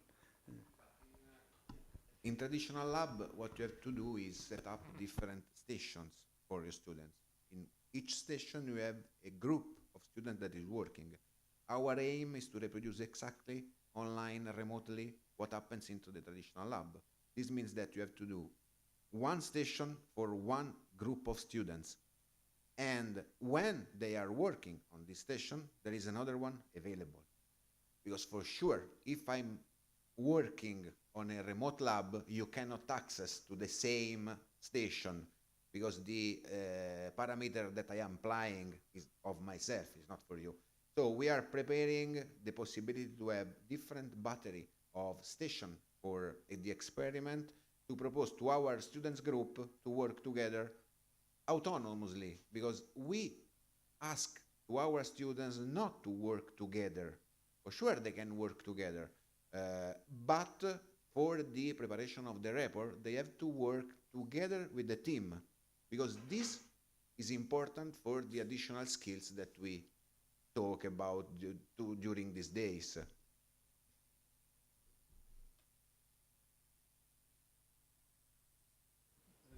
Thank you, Matthew, for your presentation. I have a question about how you evaluate I compare this kind of a distance lab with the traditional lab, the effectiveness of the learning.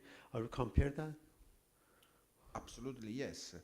Because we, as you saw, we have also traditional lab here in Rome, in Guglielmo Marconi, in which our students can enter to make their, in particular for the work on the thesis for the bachelor and master. But we used in the past this lab also for undergraduate students to make their experience. So we have a lot of data collected during this traditional experience compared with what now are doing with remote lab.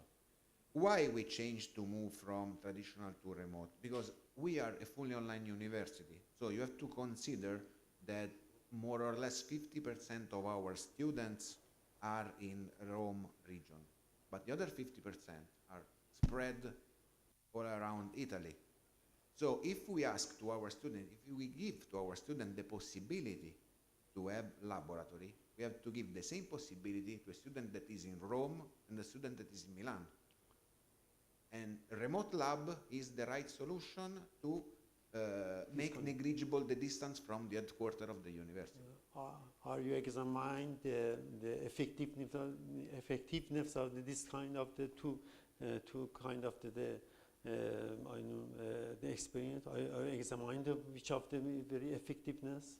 what we saw, for example, I can speak about my courses, general physics, in which we are using a remote lab, and which we are also using the multiple answer questionnaire that I talked before. I saw in the last years an increasing of the quality of the students, a reduction of the dropout, and the increasing of the average score obtained by the students at the final exam in general physics. This means that we are working well, because the quality of the teaching and the quality of the learning is increasing. For sure, this is a result of a mix of solutions that we are using into our courses. But the answer is yes. This kind of solution is effective because we are observing an increasing of the quality of our students during the final exam. Okay, thank you.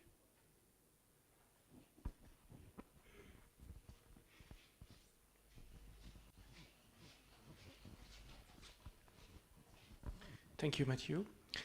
In this stage, can you, in this stage, suggest the potentially collaborating in software solution development in virtual lab? Can you suggest this collaboration between this university and partner now?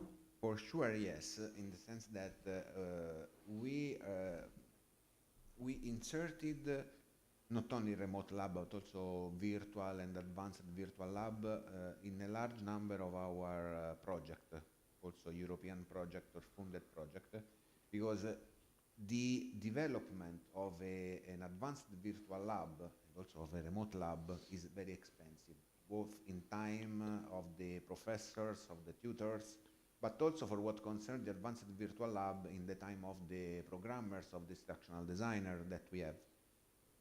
We have a large number of collaboration with various universities in which we also create a shared database of solutions that can be used for implement and improve the didactics. We can talk about that. Yes, thank you. The answer is yes. It's good.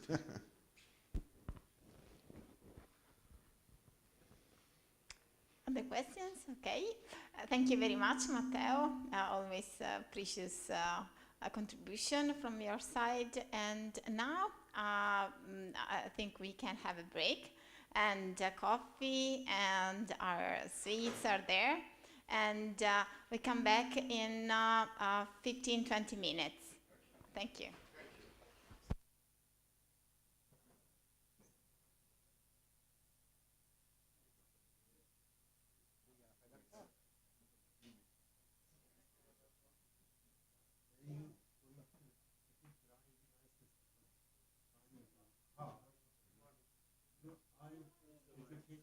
Simulation.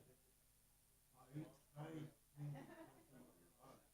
get a plus for simulation, putting the hard and the right.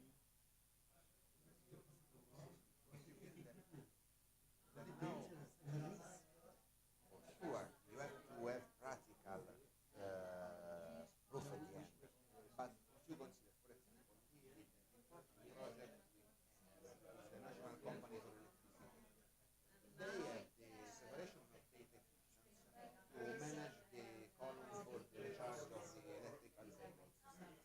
They perform this training presence. They take all these technicians all over the world and make this experience. Now we develop together with them a virtual and remote lab in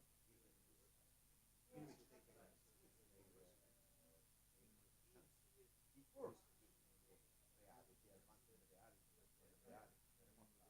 And then, just at the end of this process, they come to Rome to have the final feeling in the college. The company. If you have to take your driving license, how many tests with the cards usually? 5, 10, a lot of them. If you can use half of this number virtually and just half, you are saving money. Not at all. No, I'm a physicist. I'm a physicist. I have the feeling with hardware. I have to touch something. Not just yeah.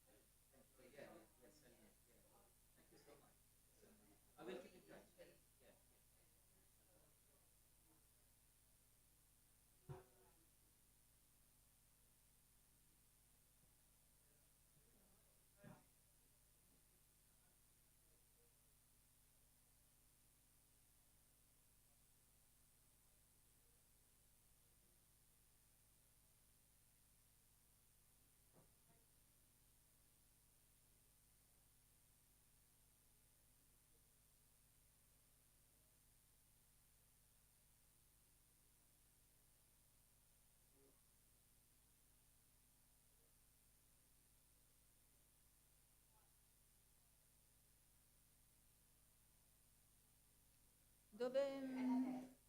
sì, questa è la terza, però ho aggiunto... Ah, ok, ok, perché volevo far vedere anche il syllabus, quindi me lo sono messo qua, va benissimo. La terza è questa, perfetto. E poi oggi è il 17, ma va bene.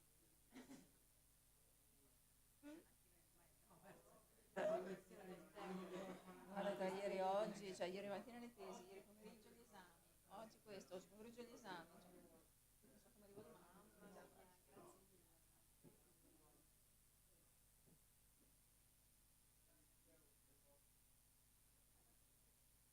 Vengo a prendere, sì, adesso vengo a prendere...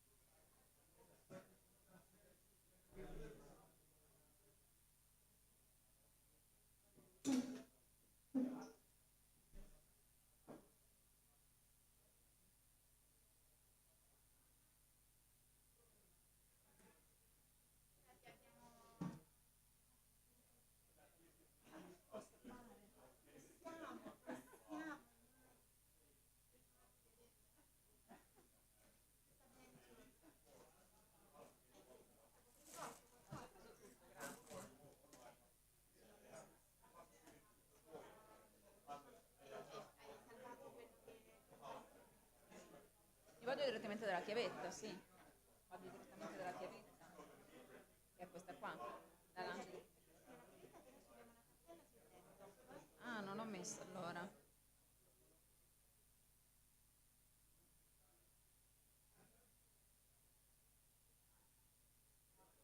Dov'è il copia?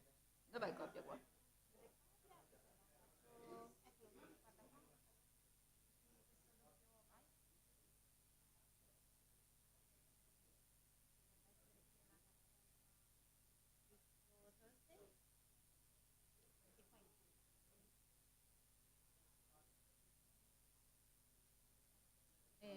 Allora, c'è anche l'altro. Sì, se voi li date dopo, trasformalo in PDF, però.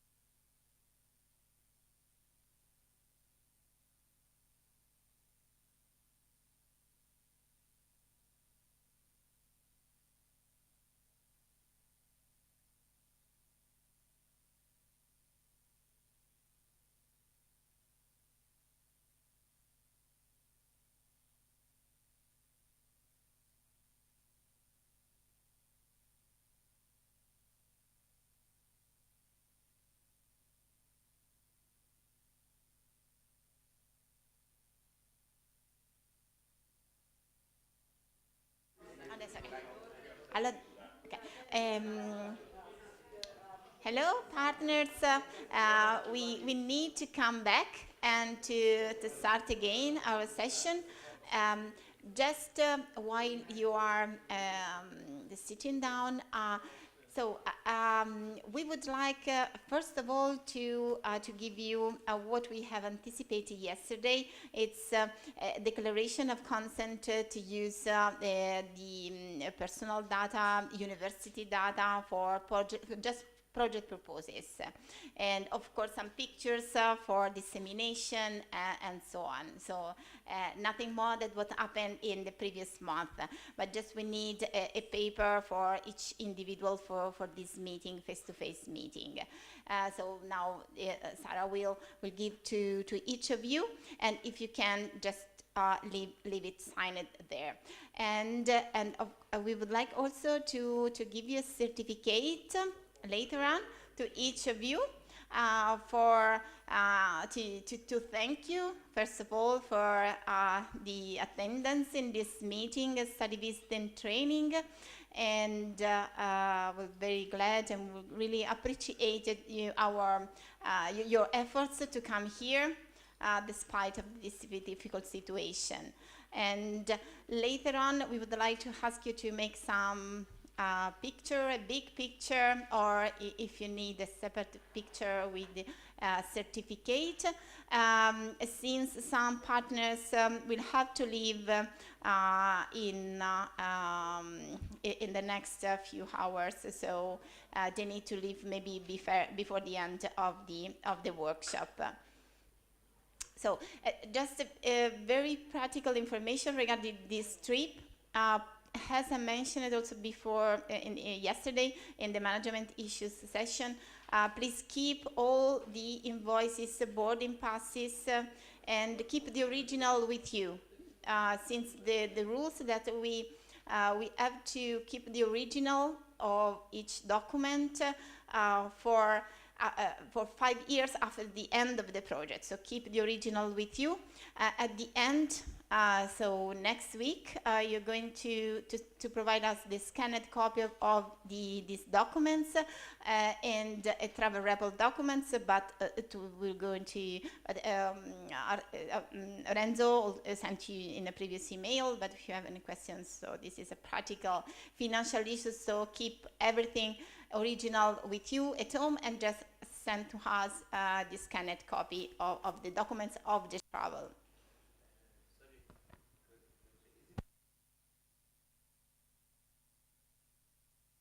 Per person, yeah.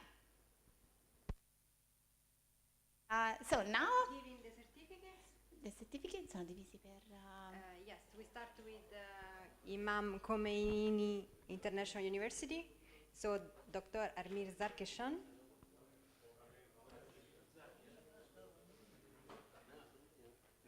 You're welcome. This is for today, okay?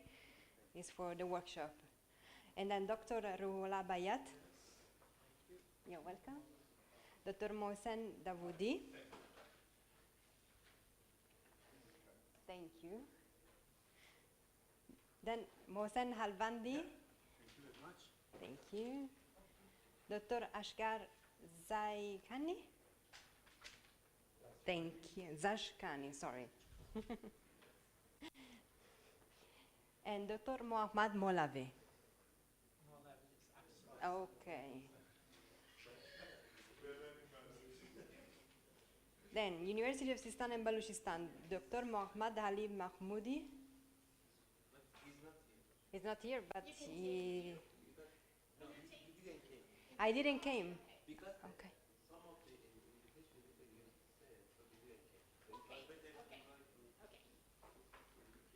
Fariba Maleki.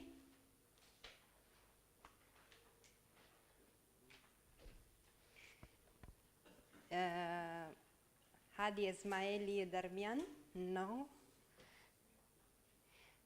Dr. Mary Rajai? No. Okay. Nazrin Mir Abdullahi? Yes. And Ahmad Naseri? No. Prasharam Elui. And Sharam Mohana? Yes. Thank you.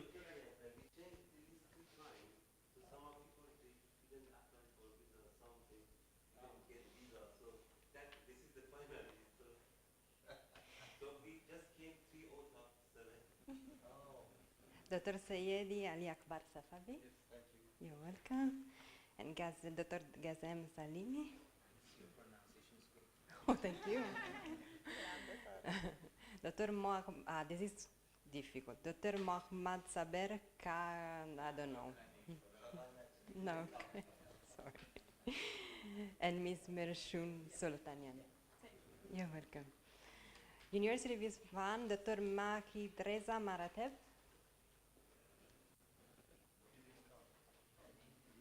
You didn't come? Okay. Va bene. Komail and Farshid. Farshid? Okay. Sorry, for my copy, I can't fill in the form.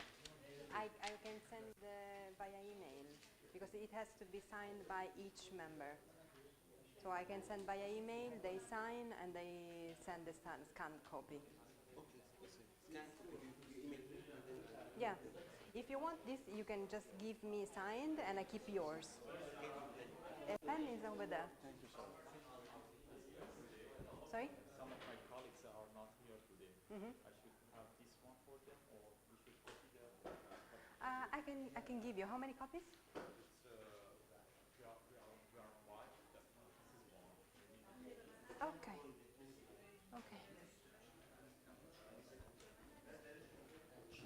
Yeah? Yeah. Thank you.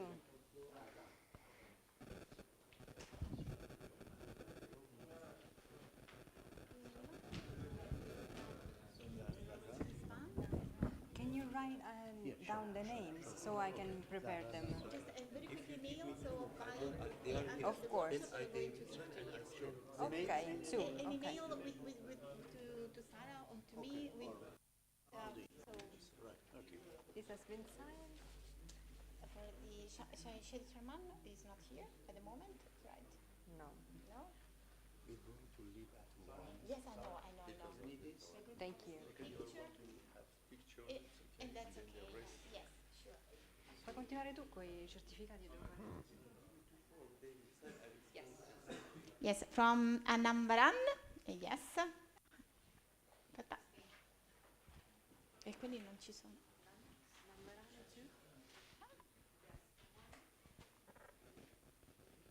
Okay, from University of Turku.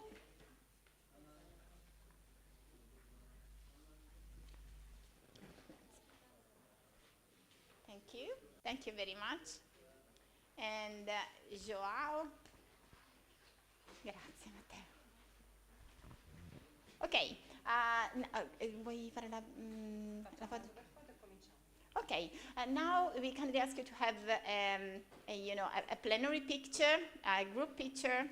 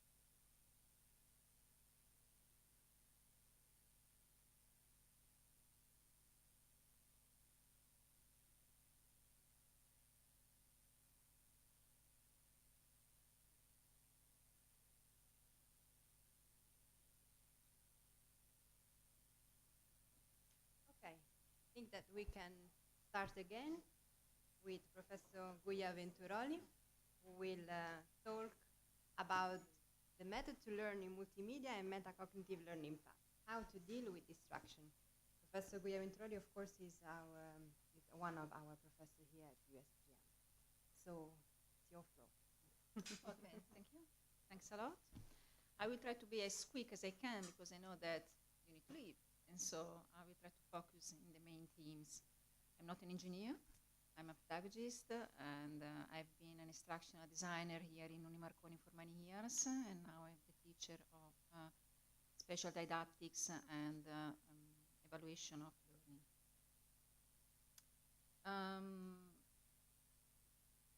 So today I would like to make a very brief introduction about the moment in which we are living today and how this moment is affecting our way of teaching and learning, which is very important also about the methodology we use in order to design and develop our courses.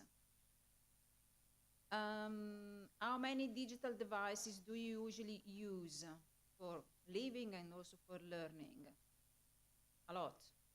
I've got this, this is my extension, it's coming in my bag, and you know the importance of bags for women. I've got this, I got the iPad, and I'm sure you also have all these devices with you. And it's very important for us to remember these when we design and develop our courses. These are some very quick screenshots I take from the last Google research about how we use these devices. And the majority of media consumption is screen-based. It's very important, this data. It's screen-based. It means visual in all the different aspects we can imagine, also for learning. The television is no more the very first tool we use, because now we tend to use other devices, such as the iPad, the smartphone, the laptop, and so on. And from the smartphone to the tablets or to the laptop and television, and 90% is screen-based. What kind of effect does it have to the learning process? A very big effect, and we will see it later. There are two distinct ways people move among screens and to get stuff done, simultaneously and sequentiality. And another very challenging topic we would like to speak about and to work on, which is still open research, is the simultaneously, the multitasking that we usually do every single day. And we tend to use multitasking also in the learning process. And there is no scientific data up to now that attests that the multitasking approach is effective for the learning process. Contrary is taken into consideration up to now. And this is the reason why I inserted the very last part about distraction in learning, which is a very important topic, not for young people, but also for adults. Very quick introduction about the top activities we usually do when you use our devices. For sure, the browsing of internet, social network. The last research give us a very rough idea about an average of 6 hours on social networks, especially for young people. 6 hours a day on social networks. Emailing, internet browsing, social network are the most used activities we do with our devices. An interesting data is the work documents, which is 15%. If we translate this work document usage in the learning activities, 15%, of course, is not a lot when we think about using all devices for our daily life. We speak about it. And so, taking into consideration that we are living in a global and social society that does affect a lot our way of learning and teaching, the effort and the challenge in our researching activities is to determine and define how this learning environment is going to change and how can we keep the effective of learning with all these changings. Because up to now, we cannot speak about rapid learning as an effective way of learning. It's rapid, of course, there's no doubt about it, but there's a big difference between rapid and effective. This is a research made by Jane Harper. She does this research almost every year. These are the top 100 tools for learning. It's the most recent one in 2022. You can see, for example, YouTube. You remember the screen-based. In fact, it's YouTube we use a lot. Speaking about the distraction, I was reading a research about psychologists who was speaking about concentration in learning. And he was telling to us, try to imagine who is, there is one category of people who, in order to train themselves, they want to increase all the elements in the environment, such as switching on the TV, the radio, the YouTube channels, and phone calls, and whatever. They do it properly. They want to do it while they are training, because they need to train their concentration and their focus. Do you know which kind of category is it? People, when they train in this way, when they create noise while training, they are musicians.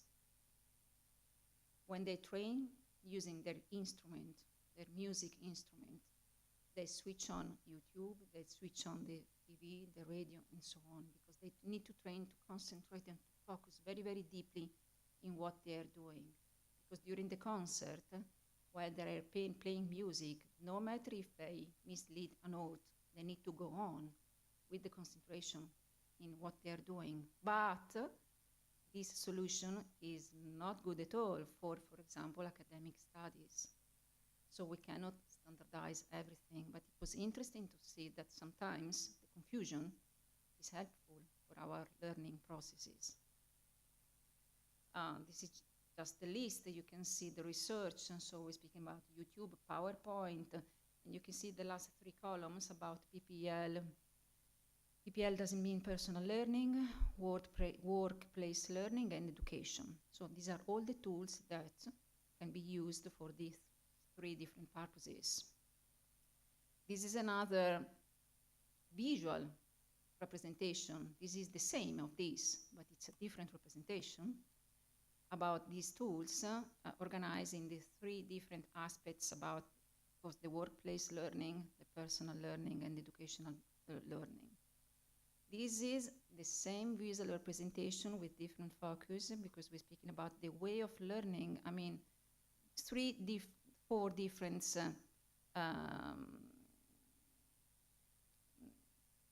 way of learning. The discovery, for example, when we search in the internet, we make a serendipity research, because we started researching something, and then from a serendipity way of searching, we find something else we were not looking for, but this opened another connection and another way of searching, and so on. So this is the discovery.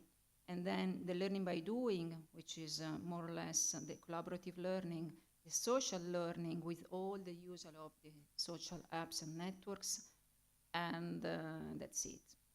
There is another survey made by the IA, the Italian Association of Publishers, in collaboration with the CUN and the National Council of University, and the CRUI, the Council of Italian Rectors, together with the ANVUR. We've been speaking about ANVUR, which is the National Agency for the Evaluation of the University System. They made a survey among 2,000 students with the age between 18 and 30 years, and they found out there are 5 profiles of typical learners, and we need to know them when we design and develop our courses. The omnivores, they use everything. They use the technology, but also the traditional tools such as books and papers and so on. The conformists, they prefer using books, paper, they prefer to write and to jot paper. I need to do this.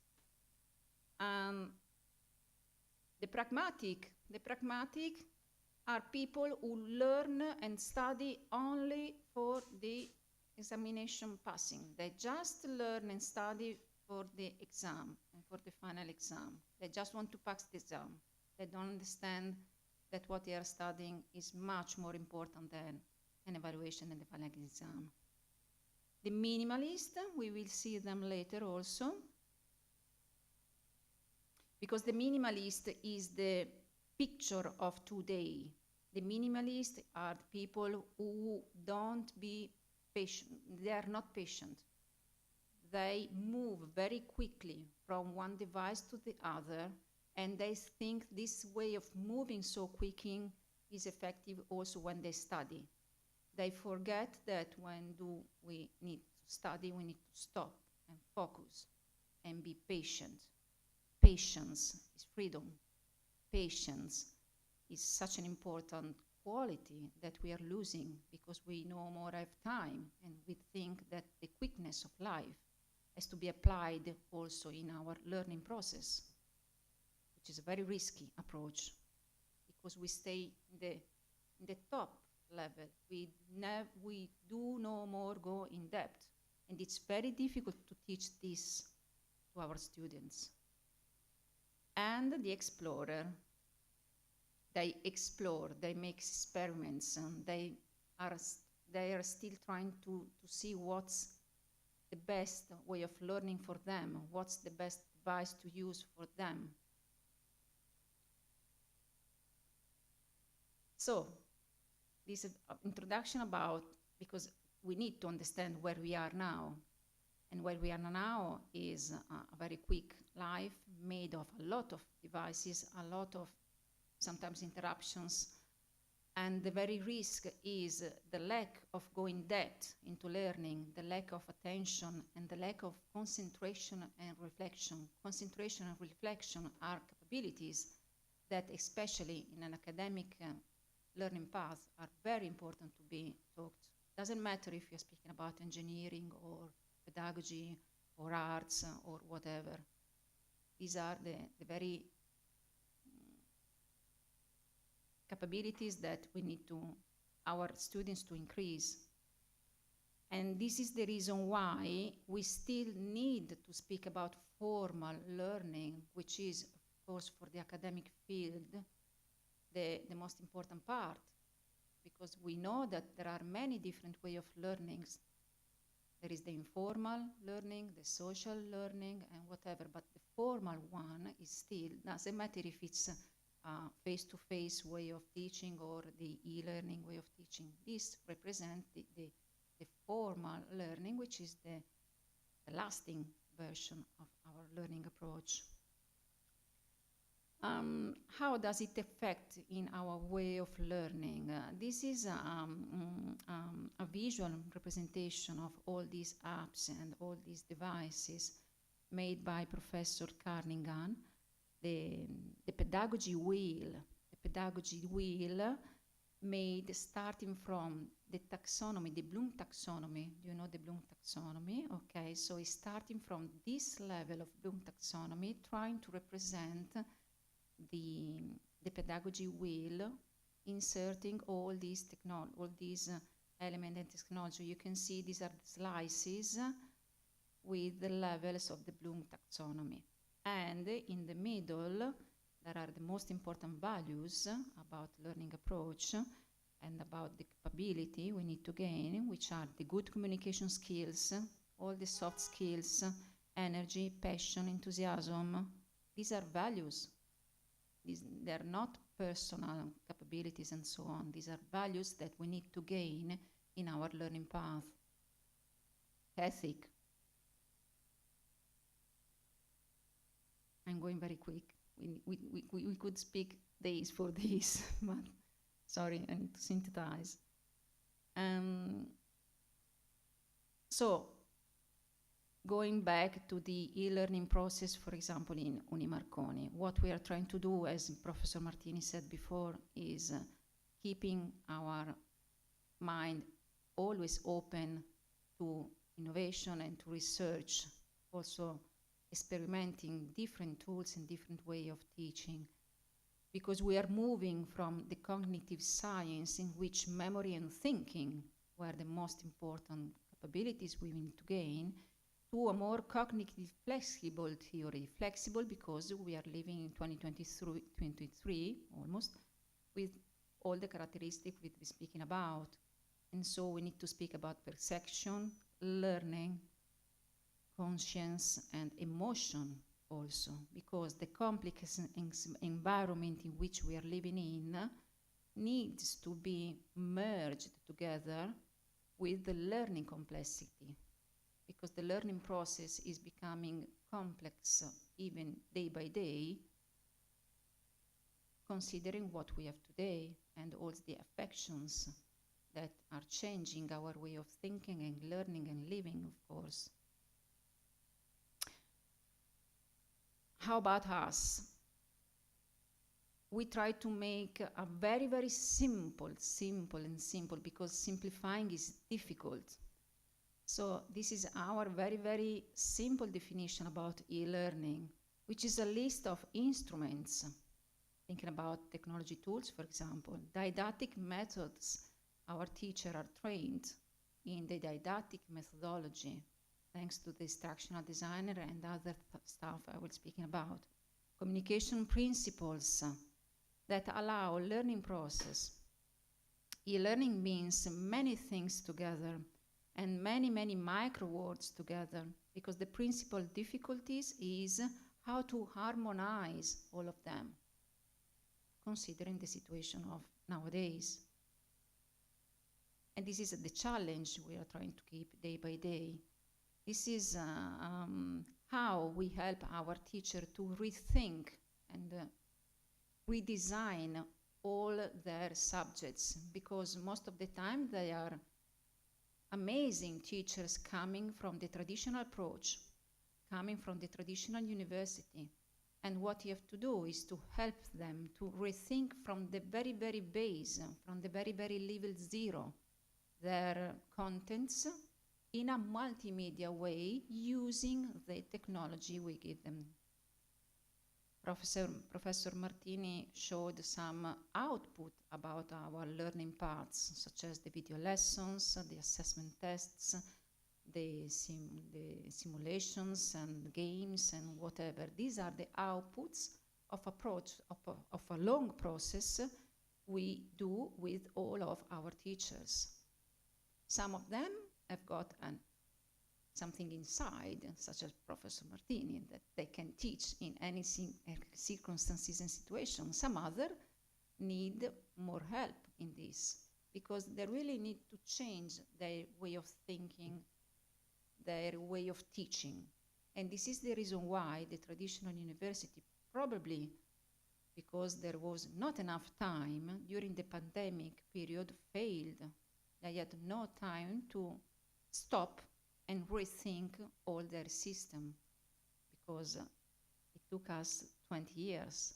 We started in 2004. We were the first one in Italy. It takes time, even if we don't have time, but we need to find it, okay? And so what do? We've got the teachers who are helped by instructional designer, subject experts, content manager, developers and programmers, the technicians, audio and system technicians you've seen our studios, and also graphic designer. Because why graphic designer? Because we need to focus a lot about the visual elements, because we cannot think about just a text for our content. Doesn't matter if it's coming from literature or engineer, it doesn't matter that. Only text is a big mistake in e-learning solutions. So we need to combine all together different elements when we have found out the objectives and the contents and so on. So it's a combination of different elements, especially visual and tests and different media, in order to gain the didactic objective we are thinking about. This is the EDDI model, which is a very practical model we use. It's theoretical, but it's also very concrete. The EDDI model is used by instructional designer. It's made in 5 big phases: the analysis. So we analyze the content and the objective we need to gain.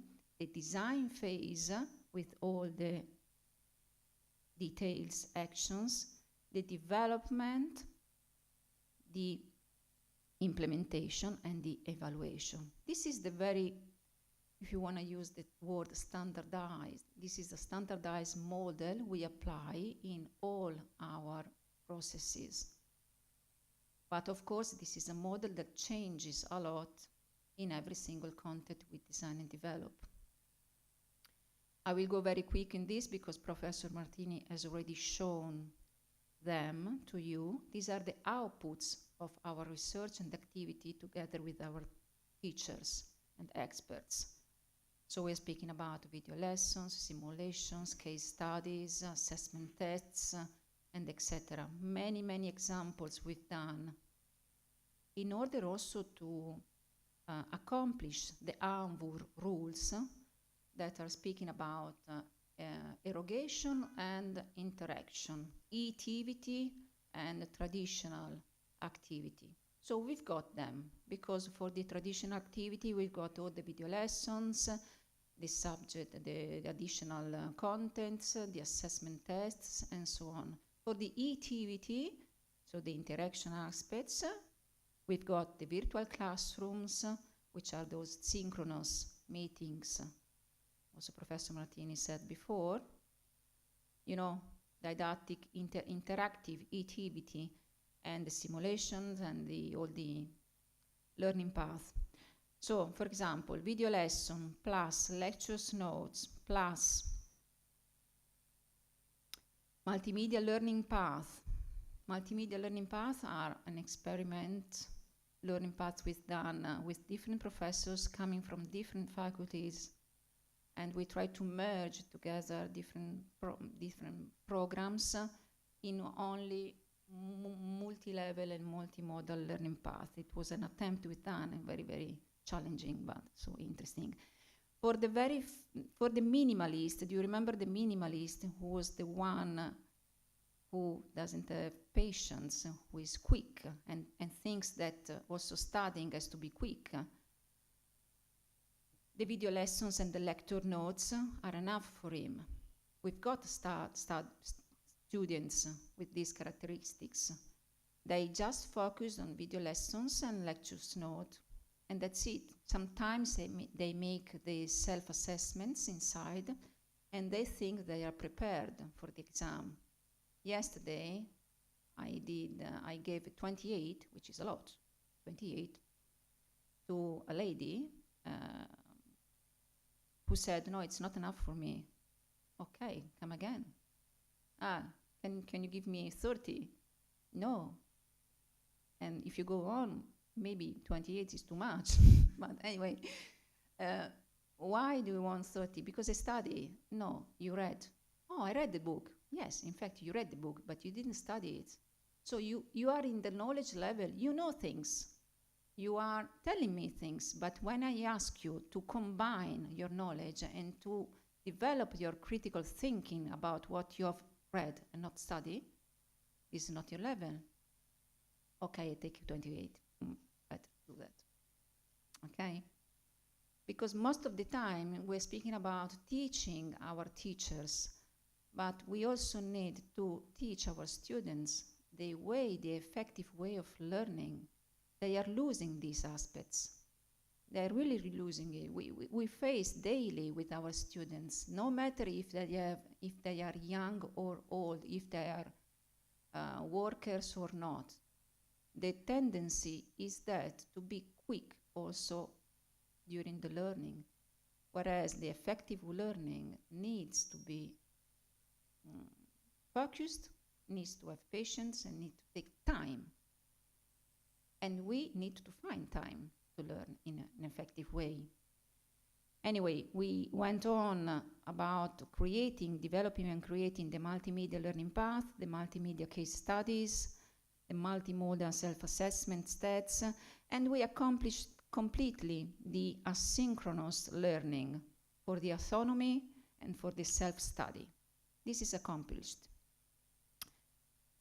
Going on also about the activity and the interaction activities, we're speaking about the virtual classroom, which are these synchronous meetings.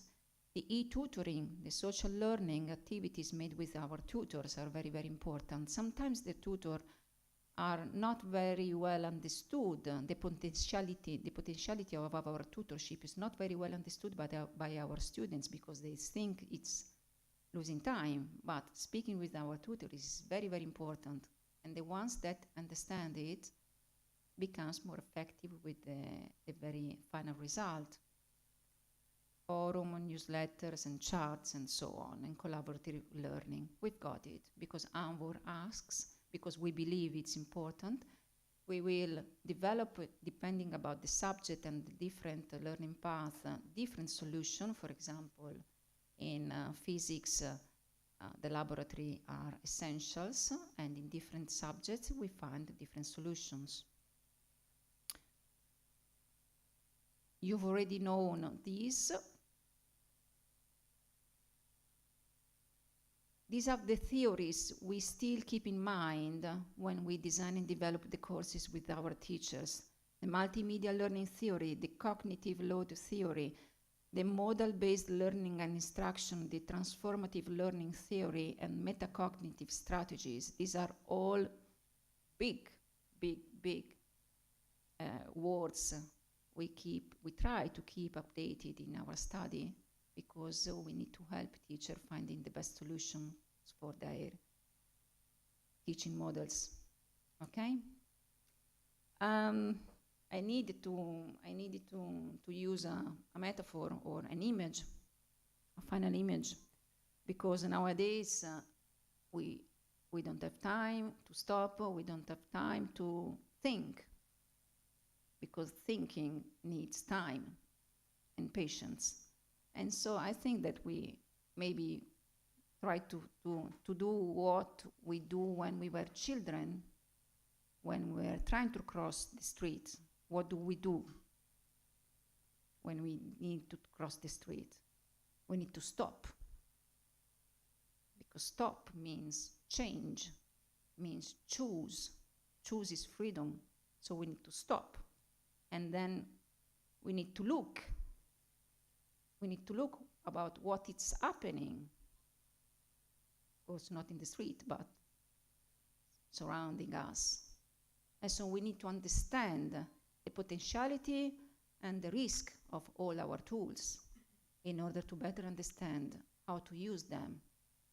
It's not just a choice that the teacher can do. It's a choice that also the students have to do when they study. And then we can go. And that's it. Thank you.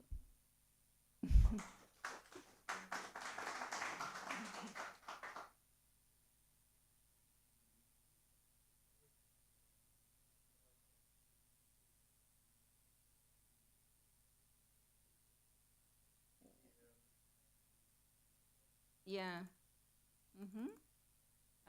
Jane Harper. Jane Harper made this research. This one.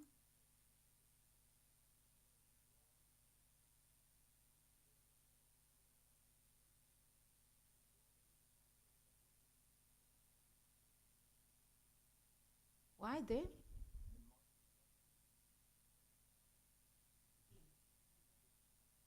Teams, yeah. Oh, really? It's yes. Yes, I agree with you.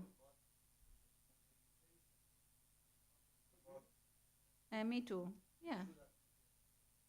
Let's try to miss up.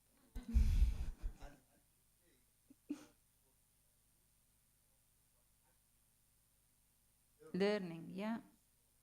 And it was not 2 years ago, becomes now. Mm.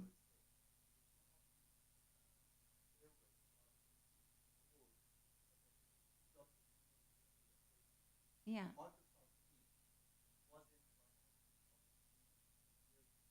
Mm. Because of the pandemic as well. Yeah, in fact, if you see this research almost 4 years ago, it was completely different. Mm. Mm. You're welcome.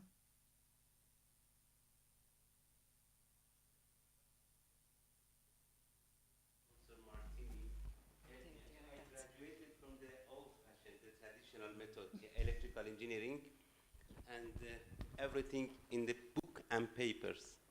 And in the last decade, I taught electromagnetism and is physics, Professor Martini expertise. And it was the way I learned and the way I taught before the coming to the online learning, I use derivation because I'm thinking once students do derivation themselves, they learn their analytical skills and their creativity will be increased by derivation or memorizing some formulas. Okay. Then during the COVID, it was shock for me how to actually transfer these skills to the students, analytical thinking, creativity, just because in the online exam, how they can ask them to do derivation. And students never do once they learn and they want to learn, teach online. They just want to, as you mentioned, they want to do everything fastly, just pass, and just see everything, and it's surface learning approach for them. So maybe you give, the question is it important for the new graduates to learn derivations and memorize formulas? Or assume two factories. One is traditional universities using the traditional approach, and one factory is the online university like Marconi. So the production are graduates. Two types of electrical engineer, they will graduate from these two type of factories or systems of education. How would you compare them? Thank you. It's a very important question. So I don't think there is an answer, because the comparison doesn't mean which is best. I don't think there is one better way than the other. What we faced up to now, you remind me about an activities we've done about the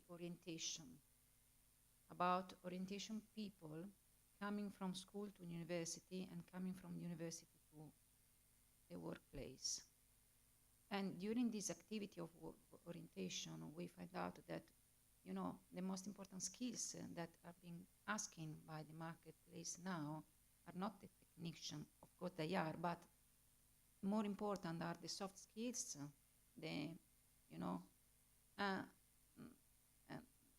and maybe the online version of teaching and learning is luckier, is more lucky, because there is a higher potential of using this to develop the soft skills in people than the traditional version. Yeah, but in order to do that, we need to design and develop very, very, very good, and it takes time to do that. Mm. Mm.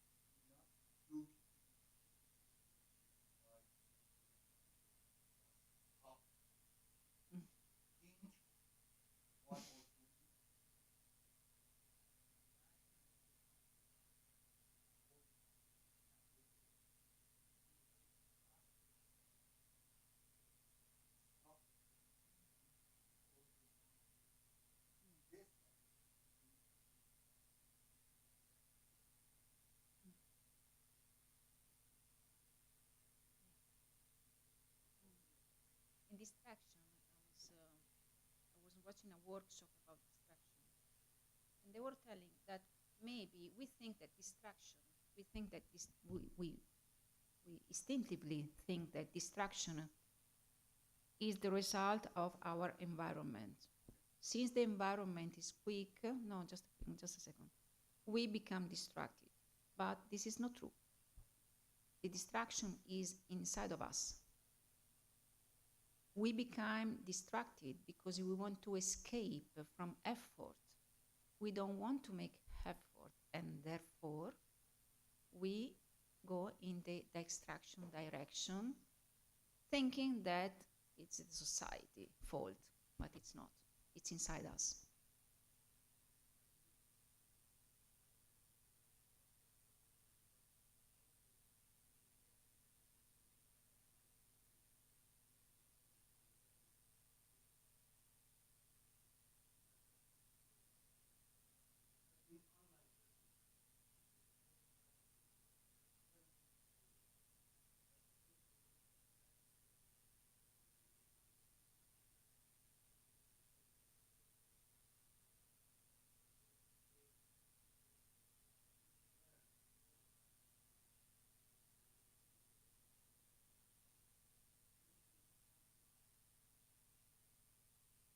Thinking about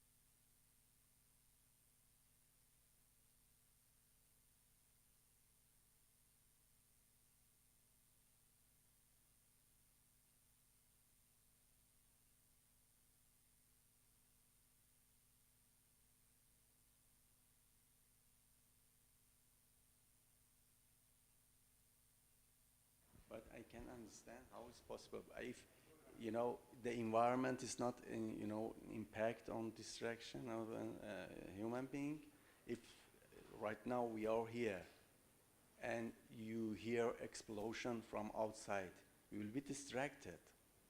It's the impact of environment, isn't it?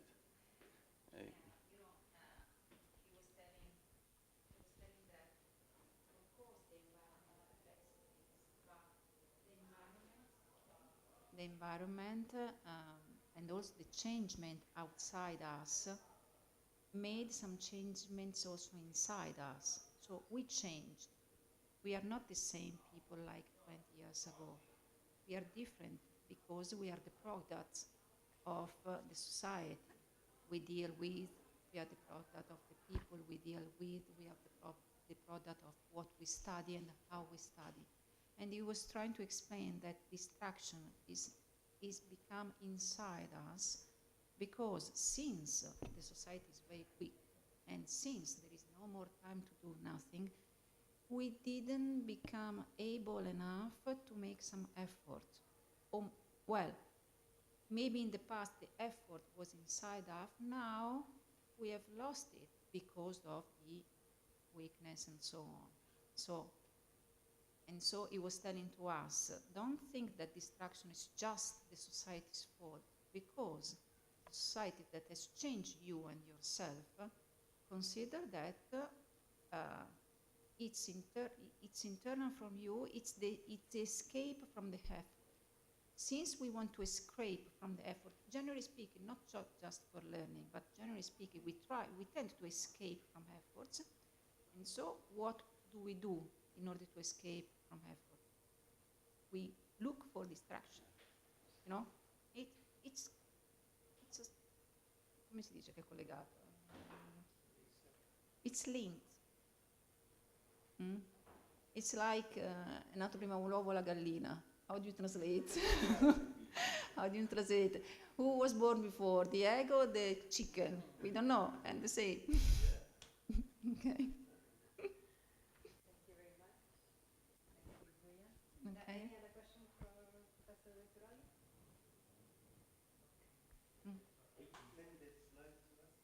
Yes, of course. Sorry, it was so quick, but.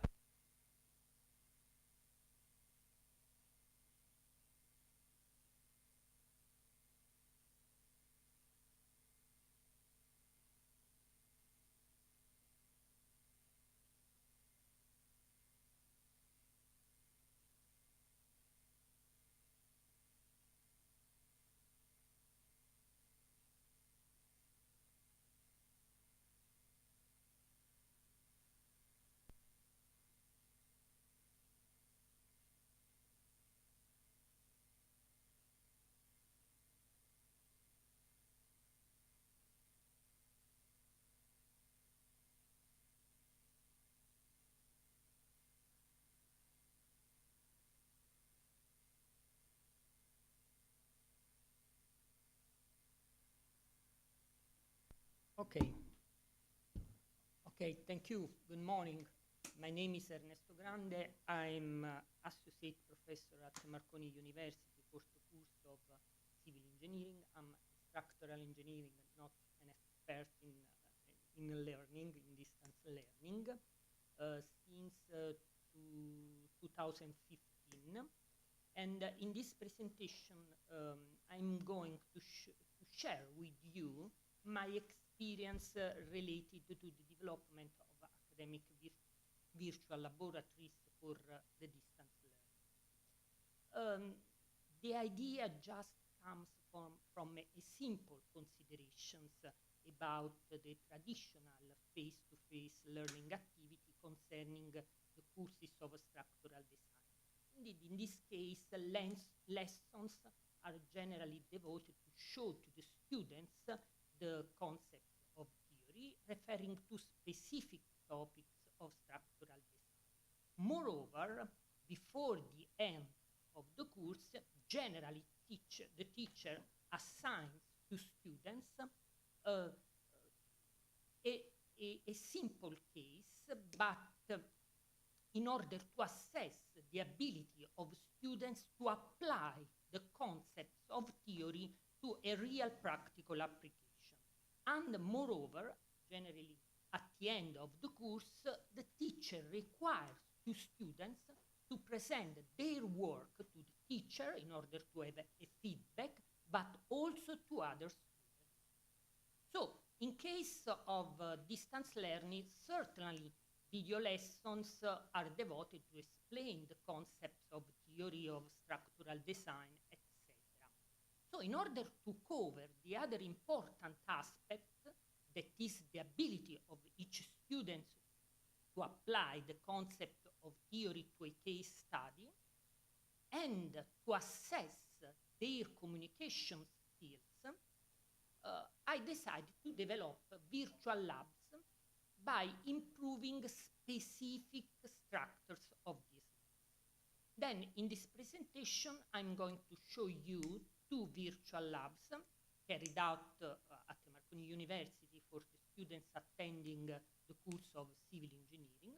The first one is the Laboratory of Design of Steel Structures, carried out for students attending the first level of degree, while the second one is the Laboratory of Rehabilitation of Structures, carried out for students attending the second level of degree in civil engineering.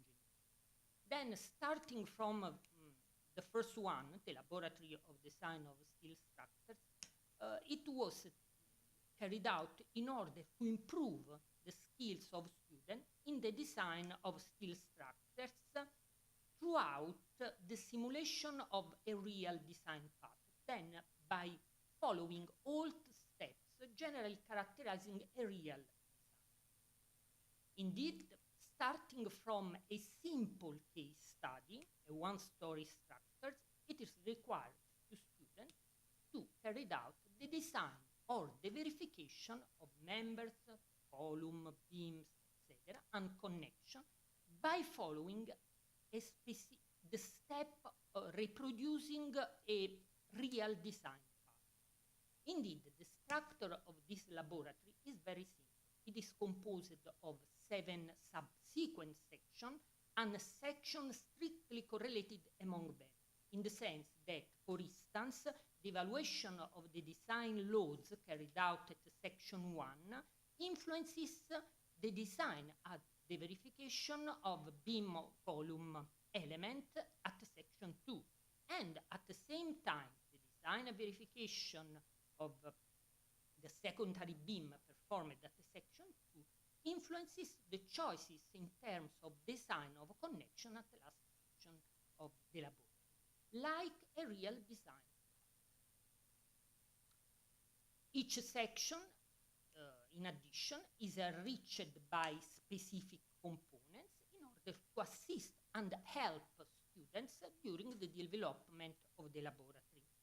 Among these, for instance, dynamic tables improved by graphical schemes and contained data which are updated step by step by the results correctly carried out by students. Excerpts of codes which help students to derive important data for the design directly from the national code. Producer data sheets necessary for deriving other important data concerning the specific case of the student. Design drawings carried out by using the standard formats and symbol of real design project, these designs are particularly useful for students to better understand the details of the element. For instance, in this picture is reported detail of the connection, but also to derive additional information, additional data directly for this type of graphical scheme. Help and checking tool to provide a step-by-step check of the data derived by students, and also to help the students to receive suggestions about the meaning of some required data. And finally, an important part, a final report automatically generated by the system and containing the correct procedure together with the choices and the mistakes made by students, which is automatically sent to the teacher responsible for it, in order to the teacher could provide a first feedback to the student. For example, here is reported the case of the design of beam-to-beam connection. In a first part of the laboratory, students have to derive a preliminary set of data by also taking into account the results carried out in the previous section. Then students use the drawings available to deduce other data important for developing the design or for the verification of this type of connection. At the same time, use the excerpt of national codes, the data sheet producer, etc., to deduce other data and to perform the verification of the design. And then the report generated by the system is sent to the teacher. The teacher examines this report and send a first feedback to the single student. But not least, the teacher invites the students for an oral presentation of his work during a virtual room, a synchronous activity at the presence of the teacher, but also the other students. This allows for the teacher to assess also the ability, the skills of students in terms of communication. The second laboratory is the laboratory of rehabilitation of structures. It was carried out for students attending the second level of degree in civil engineering, and it was finalized to improve, in this case, the skills of students in recognizing typical damages for masonry structures and also to identify possible rehabilitation solutions in terms. Also in this case, the structure of the laboratory is very simple. It is composed of 3 sections. The first section concerns a first level of learning. The second section concerns a second level of learning. The third section concerns the practice. Starting from the first section, the case study is presented to the student, is an historical masonry buildings, and together with the case study, it is presented a list of typical damage for masonry buildings. So the students select one of these type of damage, and a table appears on the screen. This is a first level of learning. So in the table is reported in the first part a schematization of the type of damage, for instance, the degradation of the masonry. In the second part is reported the description of the phenomenon. In the third part are reported the pictures of real cases, also for masonry different from the case analyzed. And also in this part of the tables are reported descriptions of the possible consequences of this type of damage for the integrity of it. Picture of real cases are very important because students can learn how to recognize the type of damage and the possible reason in a real situation, not only to refer the simple scheme reported in the first part, and also how to recognize about the possible mechanism responsible for this type of damage. Then, after completing the first level of learning, students can come to the second level of learning. In this case, it is reported a different representation, not the case of study, the building, but the single elements generally present in a building, for instance, columns, in a masonry building, for instance, columns, vaults, arch, etc.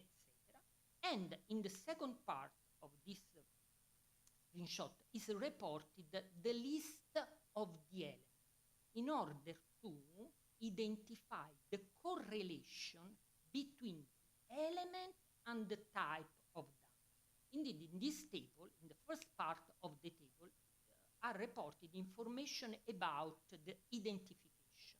It is important to identify the element involved. It is important to identify the type of damage. It is important to identify the possibility.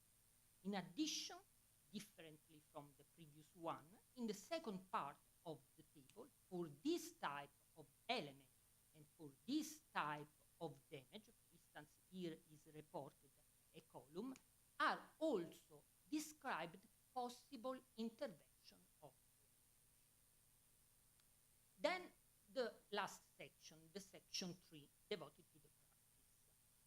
Nowadays are available for students 9 cases to examine, which are randomly distributed for each student. Students can decide to carry out one or more cases, and when they select one case, a simple table, similar to the previous one, appears on the screen. In this table is reported one or more picture of real cases, not schematization, and the students have to identify the involved element. Is the first step. In this case, it is an arch, for instance.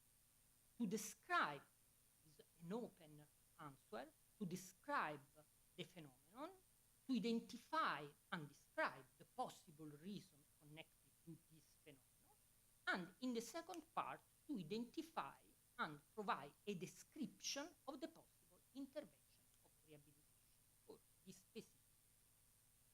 Yes, also in this case, at the end, the student sent the report to the teacher examined the report, send a first feedback to the student, and also in this case, teacher invites students to present their work during a virtual room to the other students in order to assess also in this case the communication. Before concluding my presentation, I reported just, Matteo, I reported just the phases, the step involved me for the development of this laboratory. The first step, I was particularly nervous in this step. I presented the main idea, the project, to the staff responsible for the education at the University Guglielmo Marconi. And during this presentation, I described the goals, I described the benefits, but also possible cost in terms of people, technicians.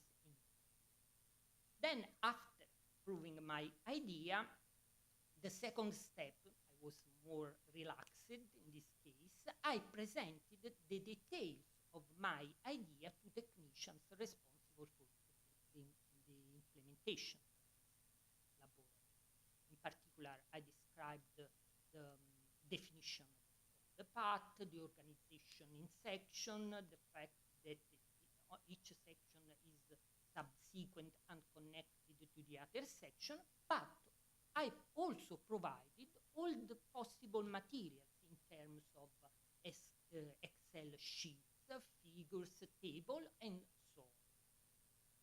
And finally, during the third step, I involved a limited number of students in order to assess the feasibility of the implementation.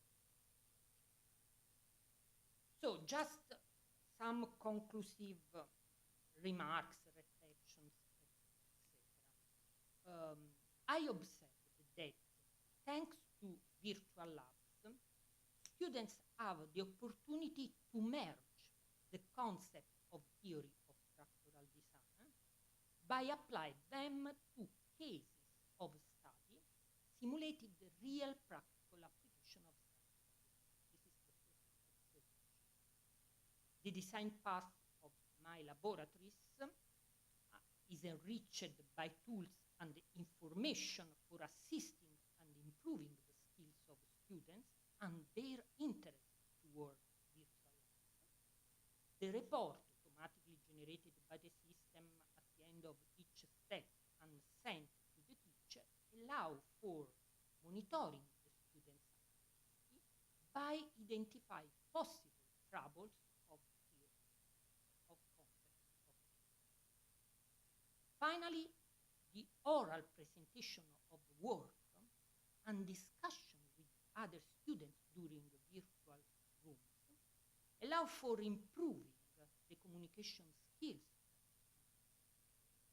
and also their score to the exam. And this represents an important, a further important phase for the verification of the teacher. Nowadays, virtual labs for my courses are only recommended, not mandatory, but more than 90% of students have the time and I hope the passion to use this tool. Students, I've received a lot of feedback from students. This is very important. And I observed that students really appreciate virtual labs. I also proposed the introduction of additional classes by also some modifications to the structure of the lab. Thank you for the presentation.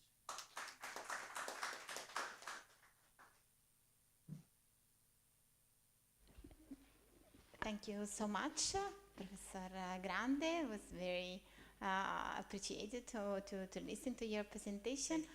Do we have some questions?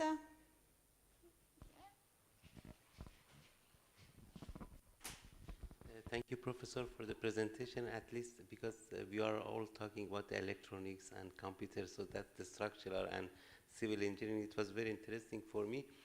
Would you see a way to convert this virtual lab to a remote lab to have a real, to get experience of real cases for the students? Thank you. Thank you for the question. This is one of my aim for the future. But in case of civil engineering, tests on small elements are possible in a small or medium laboratory. On the contrary, it is very difficult to perform tests on B in real scales, on column in real scale. But this is an important future development, in my opinion. Indeed, in this laboratory, in particular the first one, the laboratory of steel structures, there are a sort of simulation for characterizing, for instance, the steel or the masonry element. In other words, in this laboratory, we simulate compression tests of masonry in order to derive the mean value of compressive steel. But it's also simulated in the sense that I furnish some value for the compressive test, and then students have to derive the mean value, the characteristic value, etc. So in a possible future, it was possible to convert this in a remote. Yeah, yeah. Yes. Yes. Yes, also for interpreting the type of collapse of single elements is important for improving the skills of the students toward this type of structural lab. Thank you.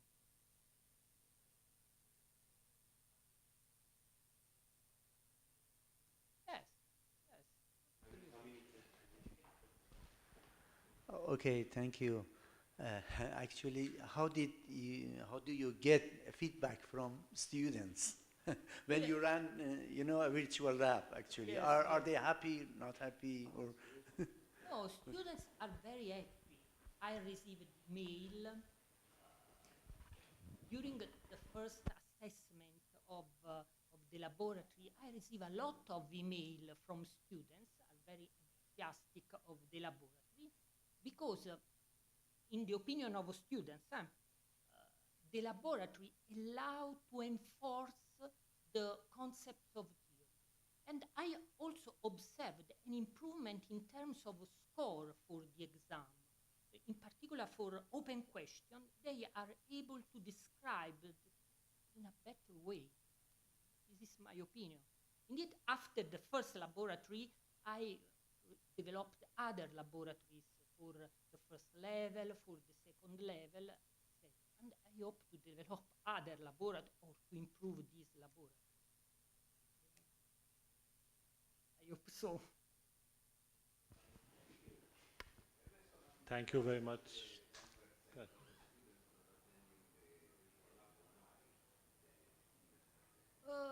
I don't know. It is interesting to investigate how 10% of students. Maybe they are the type that they want to learn fast. Yeah, minimal students. Minimal students, yeah. So, but I don't agree. It is necessary to make mandatory activity. No, are free activity. This is important. We are academic, not elementary school where we are homework to do. This is a tool I've implemented to improve their skills. It's for students, not for me. It's not final exam. evaluate the students, and this is my work. This is for my opinion. Thank you very much for the presentation. Have you ever tried to evaluate the performance of your virtual lab with professional engineering softwares, for example, like Tekla or other device, to validate if the responses or the results are accurate enough or not? So, software of structural design, you mean the use of software for structural design, the use of this is implemented in Excel. The first laboratory is simple implemented in Excel. Are just developed different cases to analyze. It was really interesting, but how you have calibrated the result? You know, in Excel you get anyway you get the results. How you know that this result is correct? It's not correct. If your programming or your software is calibrated or not? How you have calibrated this device? Yes. So the laboratory starts from a few cases of I solved these cases. So start 3-4 cases. But it is interesting your question because, for instance, the student can choose to select another type of steel or another type of concrete. Then, with the technicians, we have implemented a range of variability in this Excel sheet, or not Excel sheet, or JavaScript, I think JavaScript, in order to cover these different possibilities for the student. This is the question. In the case of the rehabilitation, is different, laboratory of rehabilitation, because we have open answers. Differently for the case of the laboratory of steel structure or concrete, reinforced concrete structure is another laboratory. The main difficulty was to consider all the possibilities for students to choose different type of materials or different numbers of balls along a connection, and so, but not infinity, a strict range. But you have validated it. Yes. You have validated and you have calibrated this device. Yes. Validate. How you have calibrated this device? I didn't. For example, I use in a structure and I put something on it. It will fail or it will not fail. For example, okay? Yes. Yes. Have you validated the result of your device with professional softwares or the reality? You have done this, or you didn't have? What was the validation procedures? Okay, I validated all the cases, all standard cases, considering all the range of variation. For instance, in the first part of laboratory, students have to evaluate the flexural moment on the beam. Then students have to calculate this flexural moment and to insert the results in this sheet. Then if this result is wrong, the system underlined this error, and the student cannot proceed with the other section. Student have before solved the first part and then can proceed. But the tools I showed for assisting the students provides a check step by step. This is the implementation. I simple checking validated by hand, the different by hand, because this is the first level of degree in civil engineering. It's not a building, are simple structural elements.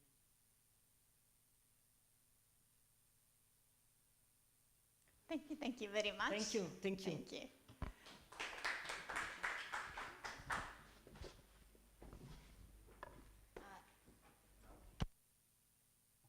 So now I would like to invite Dr. Bayat, Imam Khomeini International University. We are going to have other two papers, scientific paper presentation, and one presentation from Imam Khomeini International University extra program because they asked you to share with the audience their scientific achievements.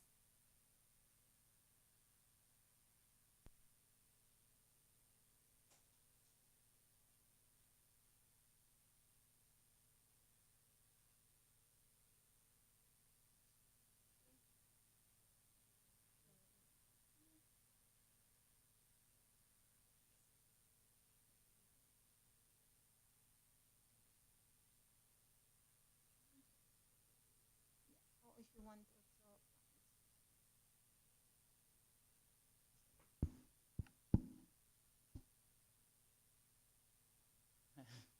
Hello, good afternoon.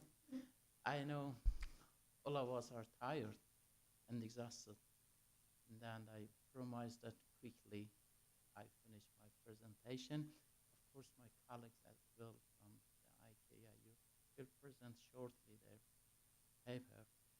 And the topic that I selected lately in the last month to present here, because I lately understood that we can present our paper here.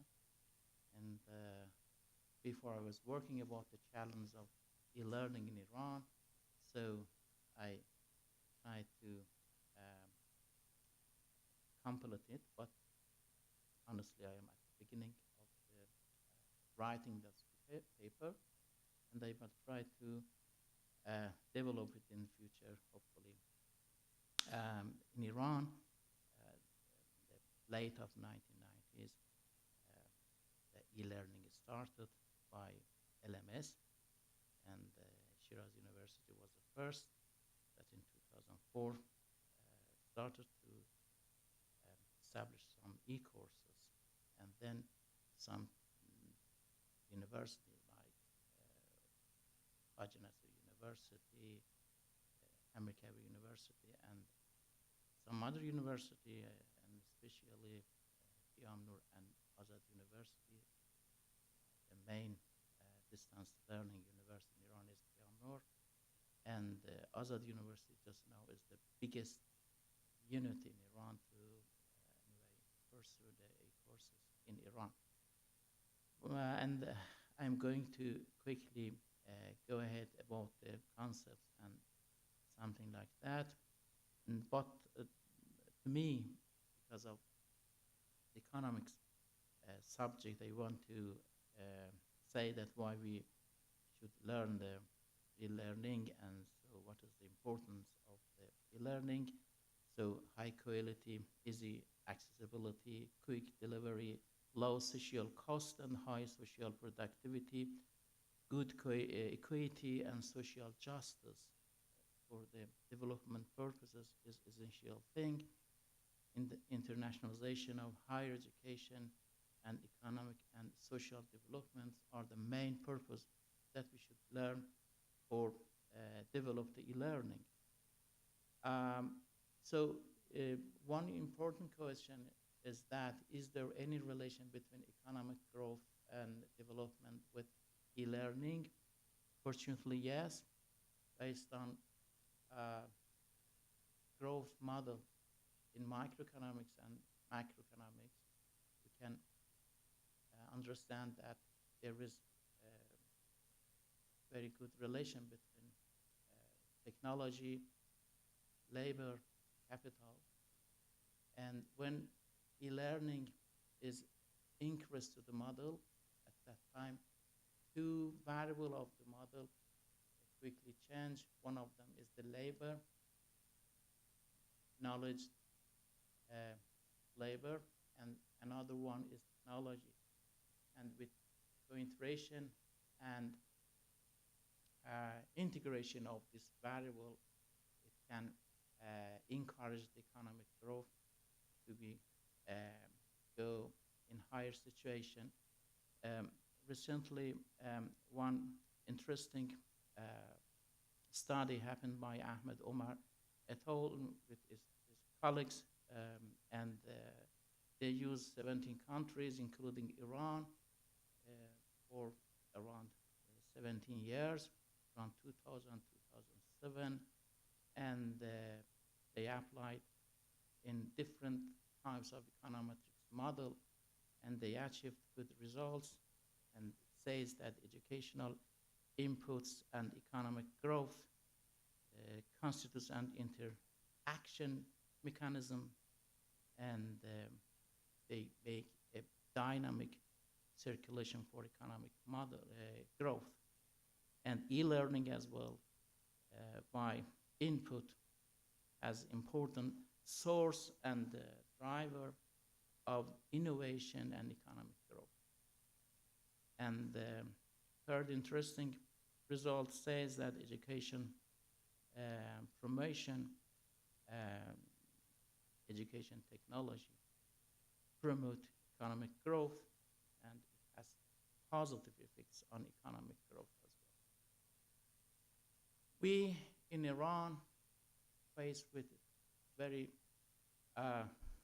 deep challenge in e-learning, and I categorize here by 8 items: legal, human, educational, technological, socio-cultural, supports, economics, and managerial, organizational.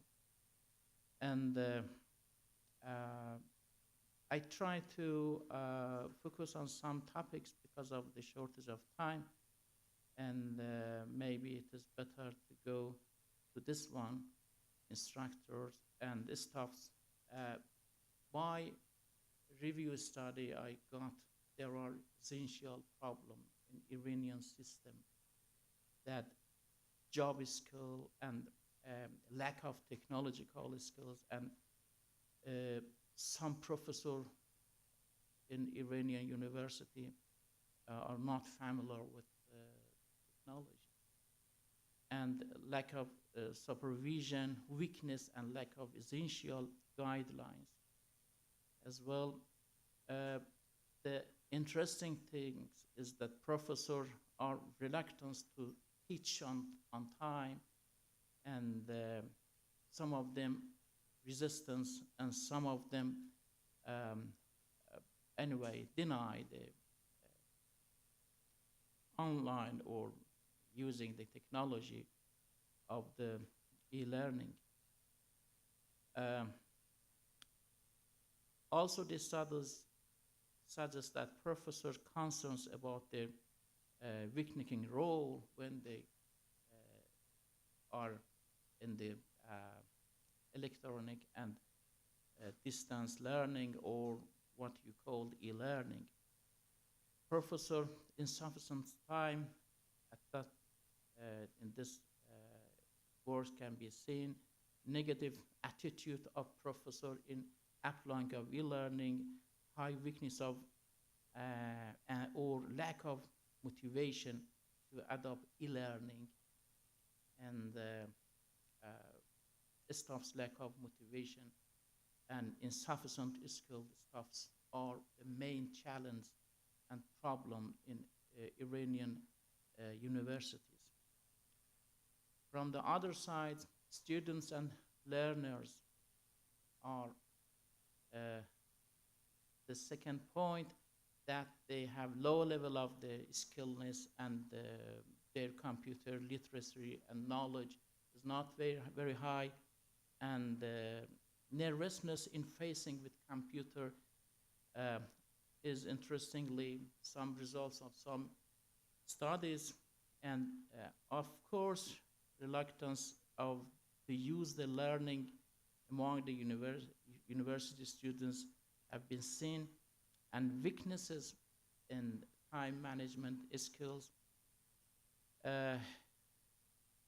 Beside the low English proficiency and low motivation are another problem.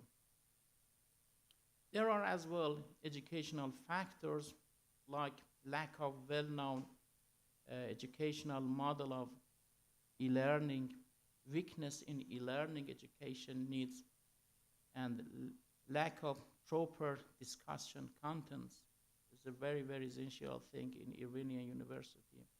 Unfamiliarity with the students' standard e-learning teaching. And there are some other points that you can see in PowerPoint slide. And I'm going to quickly see another slide. There are some technological problems today. We heard lots about the technology. And the weakness of Iranian universities mainly related to this matter.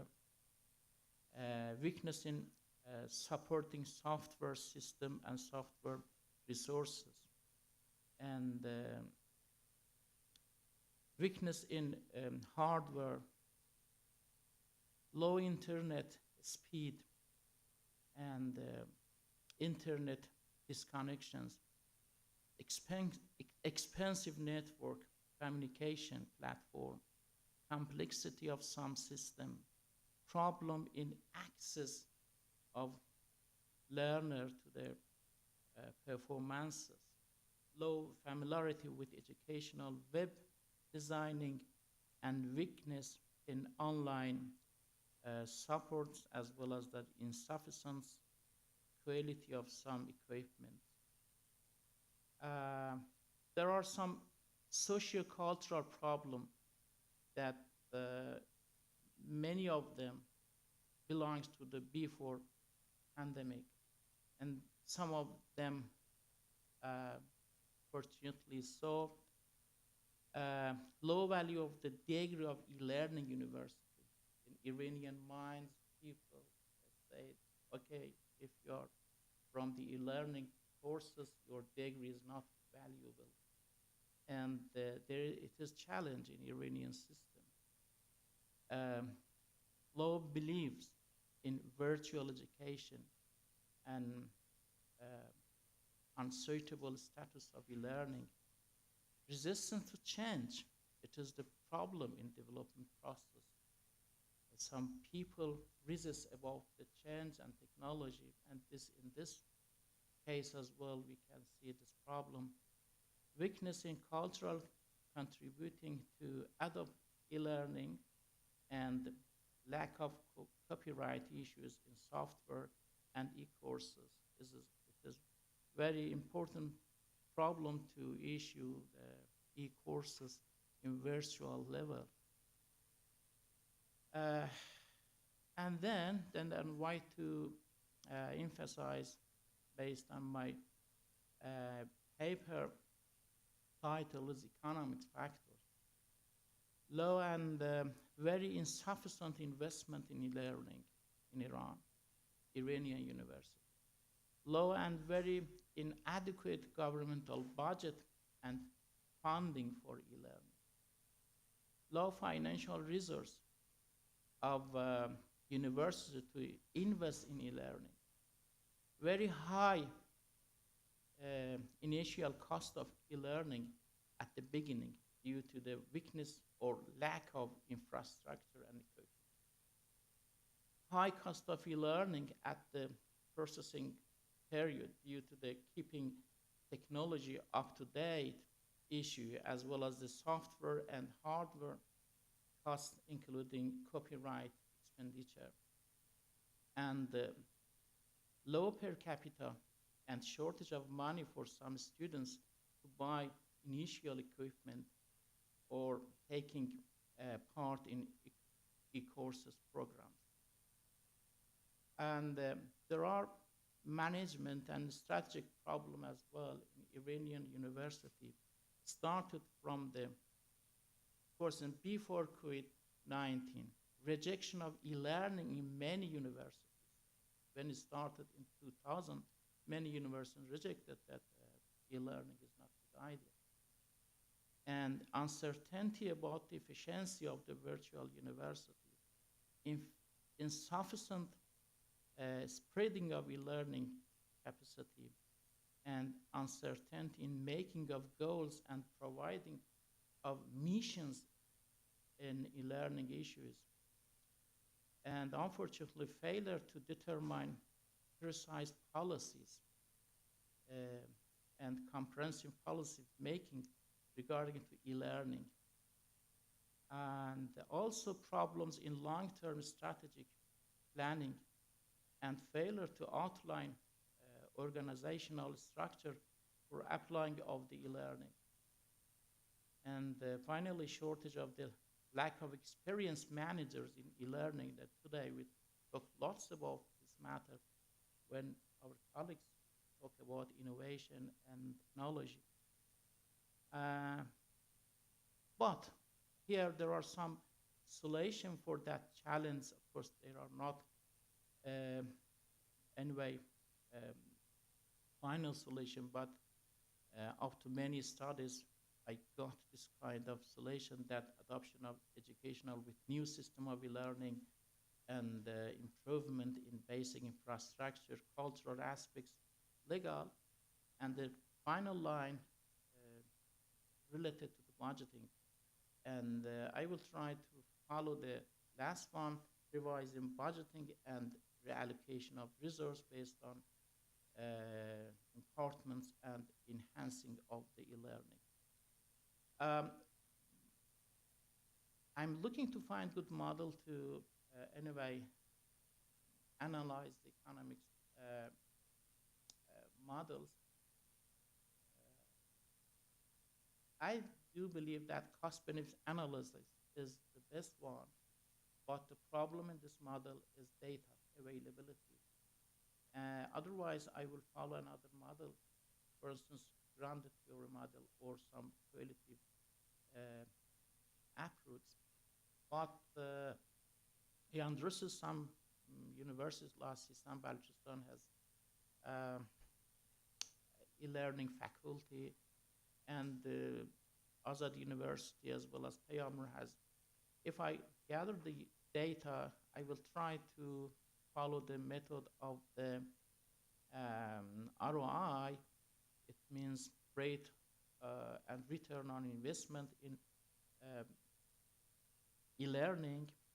And I quickly want to jump from this model and very quickly analyze the cost and benefits.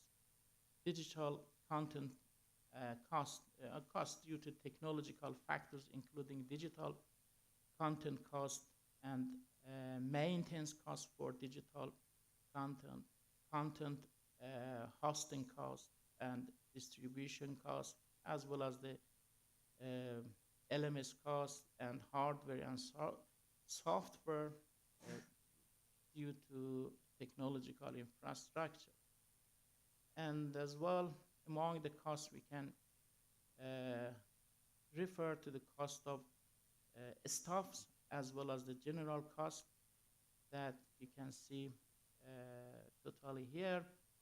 And of course, there are very complexity here, especially when we talk about the working on human being as well as the managers, staff members, and it will be costly anyway at the beginning. And of course, benefits factors is kind of reduction in travel expense as well as the teaching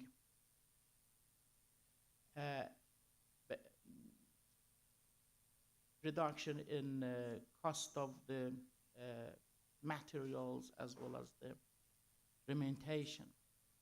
And another benefits related to the poor quality of the competency when you compare it with the traditional approach. Expected advantage and benefits of e-learning can be seen here. Some of them maybe are expected. For instance, reduction in travel expense, reduction in teaching remuneration, as well as the reduction in cost of materials, reduction in client support cost, and the increase in productive time per individual, and the reduction in teaching time. What about the quality of the skill, as well as the general organization benefits? We cannot anyway show some expected results. After working, you can see the result. I use some resources here, and some of them printed. And thank you very much for your attention. Definitely, I need your comments. Thank you.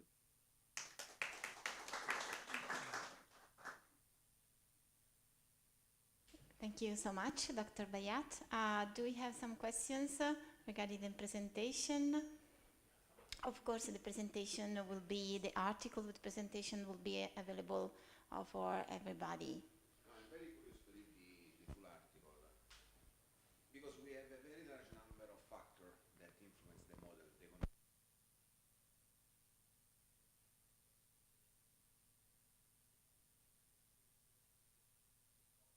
Yes. Yes.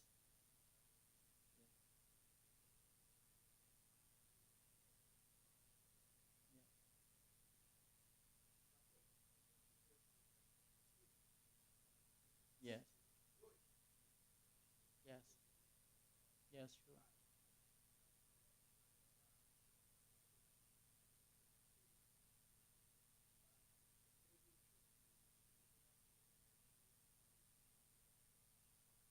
Yes. Yes, yes. Of course, you are very welcome. Of course, during next coming 2-3 months, it will be developed, and definitely I will use your comments again. Thank you very much. At all costs, Yes. actually. I would like to make a comment on this. It is not cost, the cost for just it is investment in different tools, in different just to achieve benefits of e-learning, something like this. Just this is my comment, Yeah. and Yeah. after You are right. Every investment on human being is a kind of, every cost is investment. But in this article, definitely we want to use how many, as Professor told us, saving of the money based on the going on the e-learning rather than the pure cost that you told. Yes, you are right. It is investment and the future, especially in the next decades. It will be very, very essential action in our higher education. Infrastructure, yes, it is. From some viewpoint is cost, but from development issue is investment. And to develop your article or paper, it is better to make a cost-benefit analysis, actually. It is cost-benefit analysis. It is cost-benefit analysis model. However, the detail was he asked, and yes, it is ROI kind of for decision. When we use ROI, it is return on investment net benefit, because it minus, if you look to the formula, this is the formula, benefit minus cost divided by the cost. Yes, it's all right. Yes? I know there is shortage of time and we have another presentation. Just there is a comment that we need to discuss, maybe in Iranian university context, the property of the content, the IP right of the professor and copyright of the content, content never be considered in this. Why? Because okay, as a challenge, I told it. As a challenge, one important challenge is if you look here.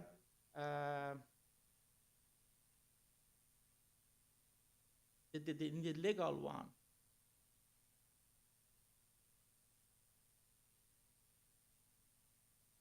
legalization. It is.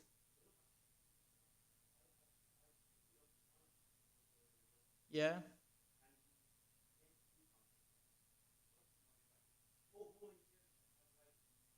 Yeah.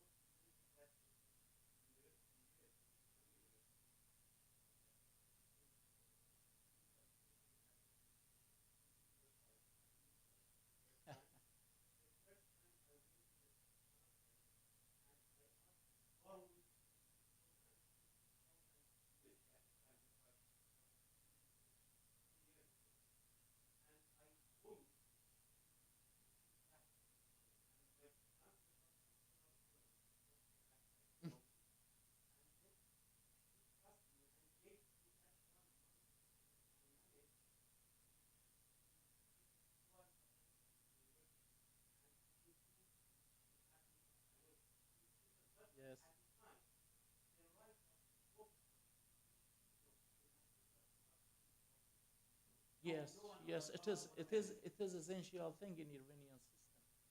Of course, it's a macro. It is macro. Yes.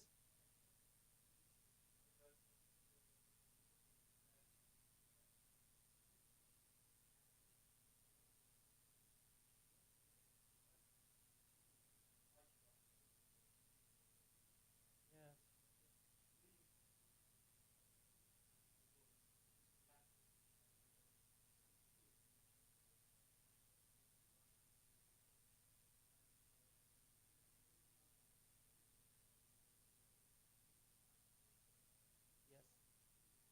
Yes. Yes. You're right. Yes. You are right. Thank you very much. Thank you. Thank you. Thank you very much. I'd like to have the other presentation.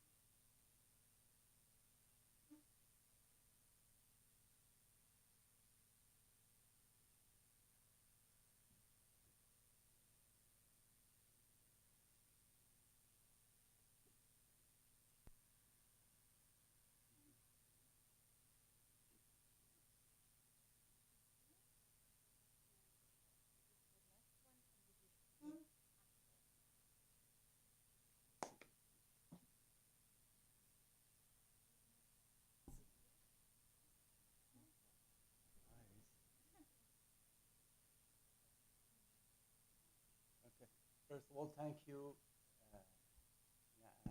I want to, first of all, I would like to say that how glad that I am here and seeing you face to face, not virtually and, on e-learning.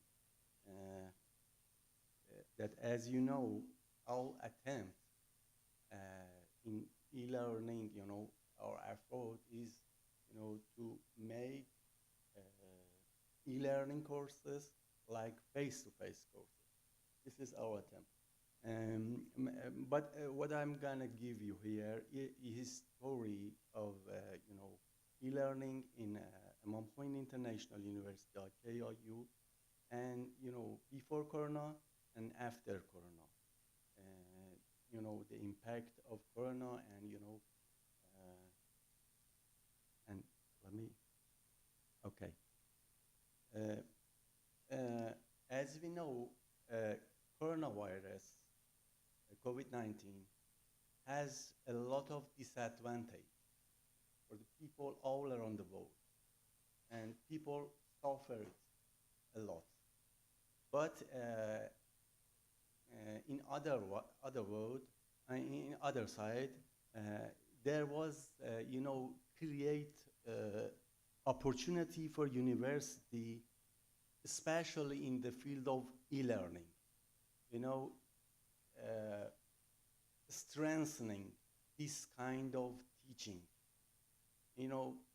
pushing, student and teacher to be better on this methodology. So,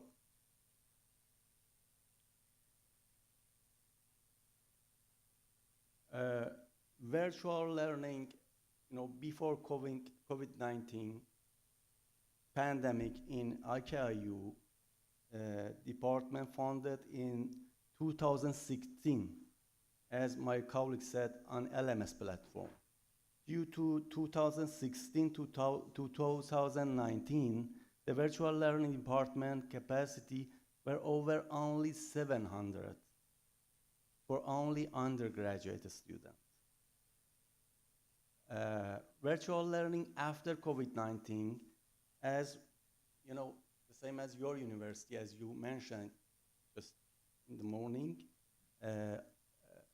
in 2020, February 2020, when the outbreak came to Iran, the university, as any other university, had to keep alive its educational affair based on e-learning mostly, not virtual, based on electronic learning, in which over 10,000, this is 10 times more. 10 times more. We don't have a chart here, but the number is this.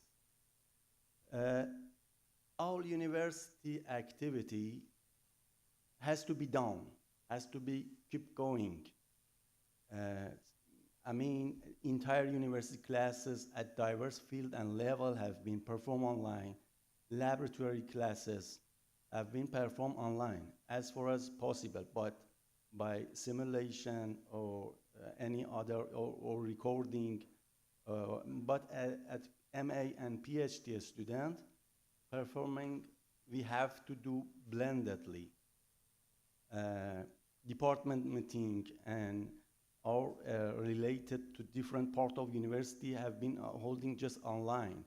All scientific seminar, courses in the field of sport and psychological immunity, all the workshop as far as possible.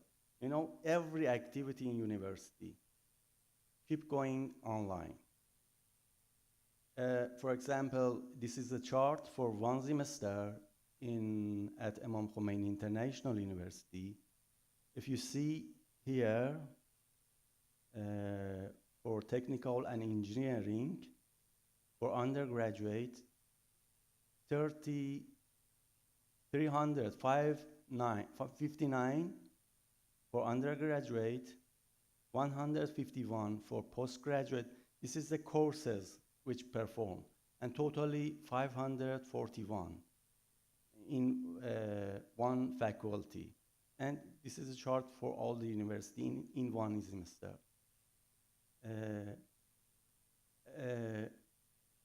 And what I am going to have from this research, how the Unitel project can support e-learning at our university.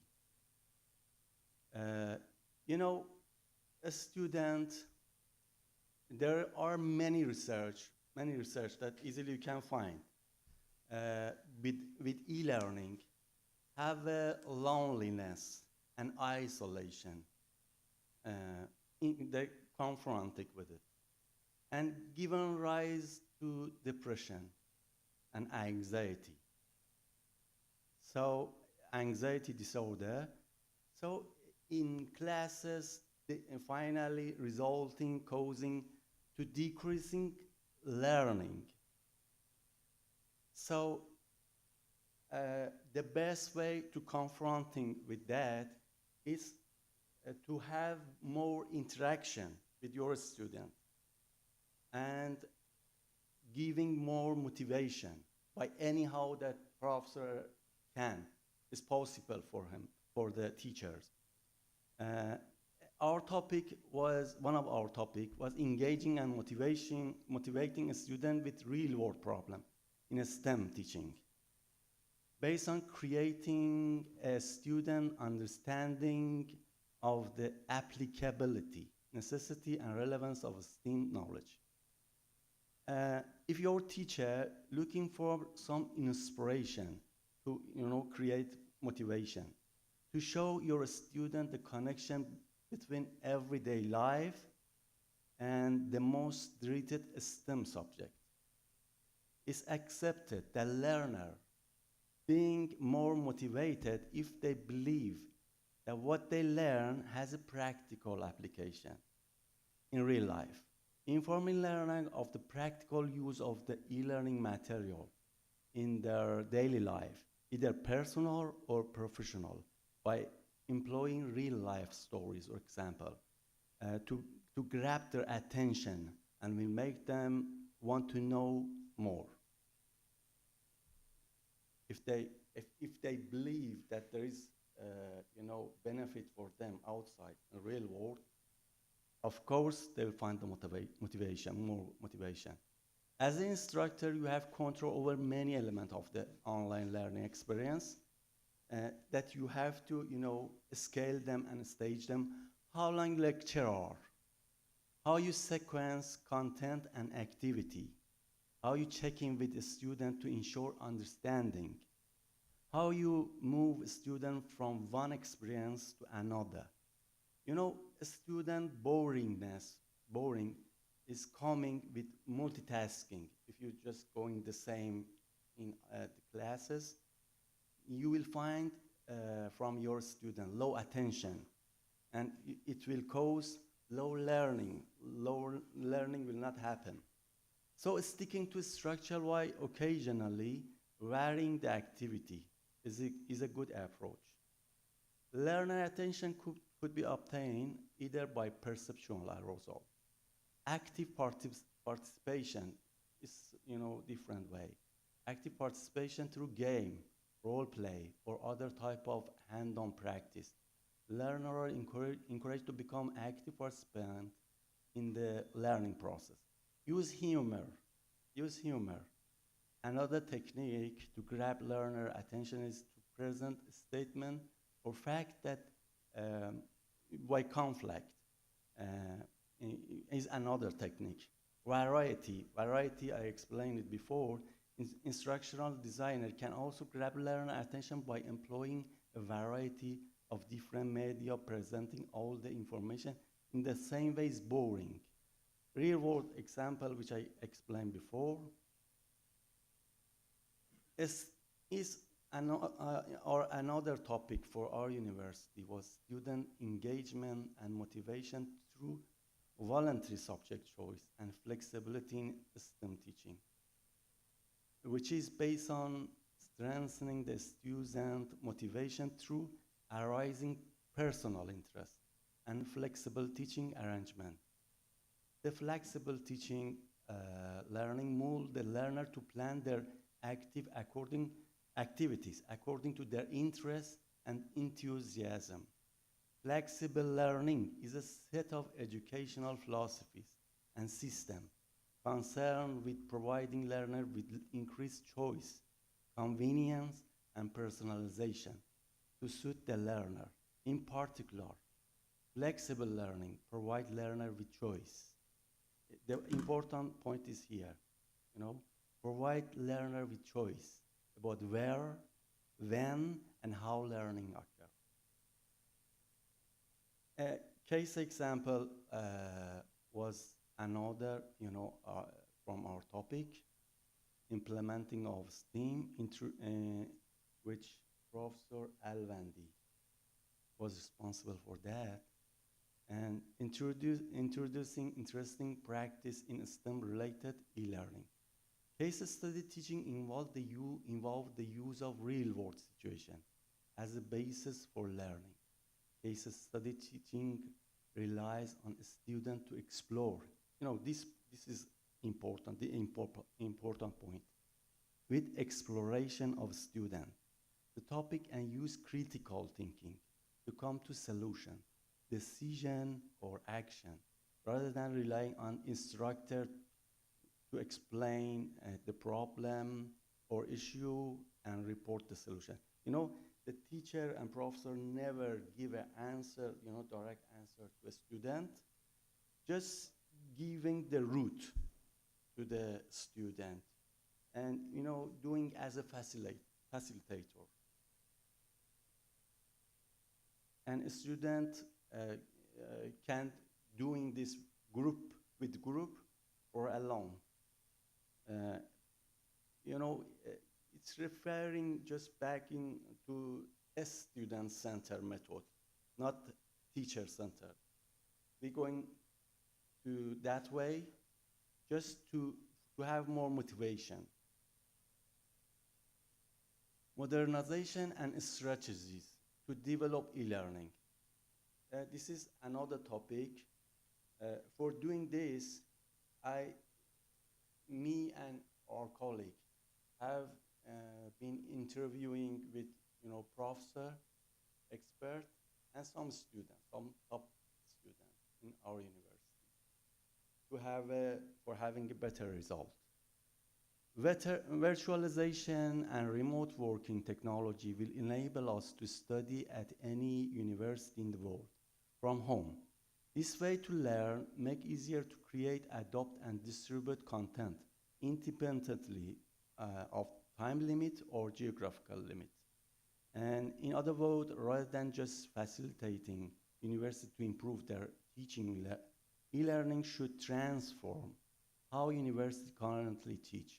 However, to achieve this transformation, university will have to introduce strategies and policies which implement flexible academic framework, innovative pedagogical approach, new form of assessment, cross-institutional accreditation, and credit transfer agreement. Institutional collaboration in development and delivery, and most crucially, commitment, as Dr. Bayat just mentioned, commitment to equivalence of access for a student on and off campus. One of the main and important issue in the field of planning, implementation, and evaluation of electronic education and analysis and its development in higher education is determining and formulating appropriate policy at national and university level. E-learning can consider as a joint product of three main elements: content, technology, and services, which we give to the student. The e-learning strategy and policies of the university are complied and presented in 5 main topics as follow. Organizational, this main 5 topics, organizational and management strategy and policies, technological strategy and policies, pedagogical strategy and policies, environmental strategy and policies. Environmentally refers to cultural and social, legal, infrastructural, and economic. Strategy and policies related to a stakeholder. By a stakeholder, which mean manager, professor, student, and expertise. Organizational management strategy and policies mean by this 4 as below: compilation of the vision document and strategic plan for development of the university, development of e-learning of the university, establishing the structure and organization of e-learning development of the university, creating university e-learning development communication, providing the necessary financial resource and credit for the development of university learning. Technology strategy referring to hardware, software, and brainware. Brainware means by content preparation and effective training management in the e-learning environment, providing the process and human infrastructure of electronic learning environment, continuous monitoring, and confidentiality of e-learning environment information. E-learning environment technical support system and management. Environmental strategy and policy is coming as follows. I like to read it because it was very important for me, and it took many time to collect this information from a student and professor, which can be usable for any other university, I believe. Cultural and social, increasing the dynamic and constructive interaction with national and international scientific, cultural, and research center related to e-learning. Promotion of vision and desire to develop e-learning in society and university. Promoting the culture of using online resources and information. This make a student learn and use to learn how to use e-learning. Increasing flexibility, mutual understanding, self-monitoring, and social trust to develop e-learning. Improving the level of social participation and social interaction in an interactive learning environment with community. Infrastructural, proper investment of technology infrastructure in the country and increasing the optimal access and use of it, establishing a reliable and secure computer, internet, and telecommunication network, providing technical support, services to professor, student, and expert, creating appropriate field and courses related to e-learning, increasing electronic tools and media such as databases, online bookstore, online counseling center, etc., juridical and legal, creating a suitable juridical and legal environment in the university for development of e-learning, determining the law supporting the intellectual property rights of electronic educational courses and content, economic, which we explain more, with investment to develop e-learning in education. Pedagogical strategies and policies referring to educational program and method in the process of electronic teaching and learning, designing and implementing training courses in the process of electronic teaching and learning, producing content suitable for teaching and learning process. And the finally is how to present the content in appropriate with the process of electronic teaching and learning. Strategies and policies related to a stakeholder which come by acceptance, support, participation, and cooperation. Empowerment of and promotion of illiteracy. Motivating, providing incentive. The incentive can be come by giving the rewards or any motivation that is possible for university. In conclusion, a virtual learning environment is a design information space. A virtual learning environment is a social space.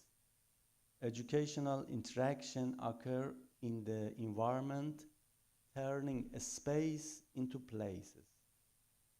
The students are not active, but also actors. They co-construct the virtual space. Virtual learning environments are not restricted to distance education. They also enrich classroom activity. Virtual learning environment integrate heterogeneous technologies and multiple pedagogical approach.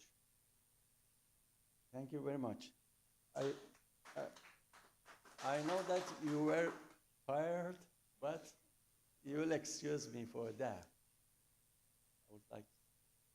Thank you so much. Brilliant results, and the presentation was very, very useful. I would like also to, if you want, we can do again also in December. If we're going, we have a meeting with the other partner, we can slot a specific window to discuss about learning and research and impact. So it's very appreciated. So. About the strategies and policies, it took more than 4 months because we have to have an interview with professor and some top student and expert from the laboratory and different experts to get a good result.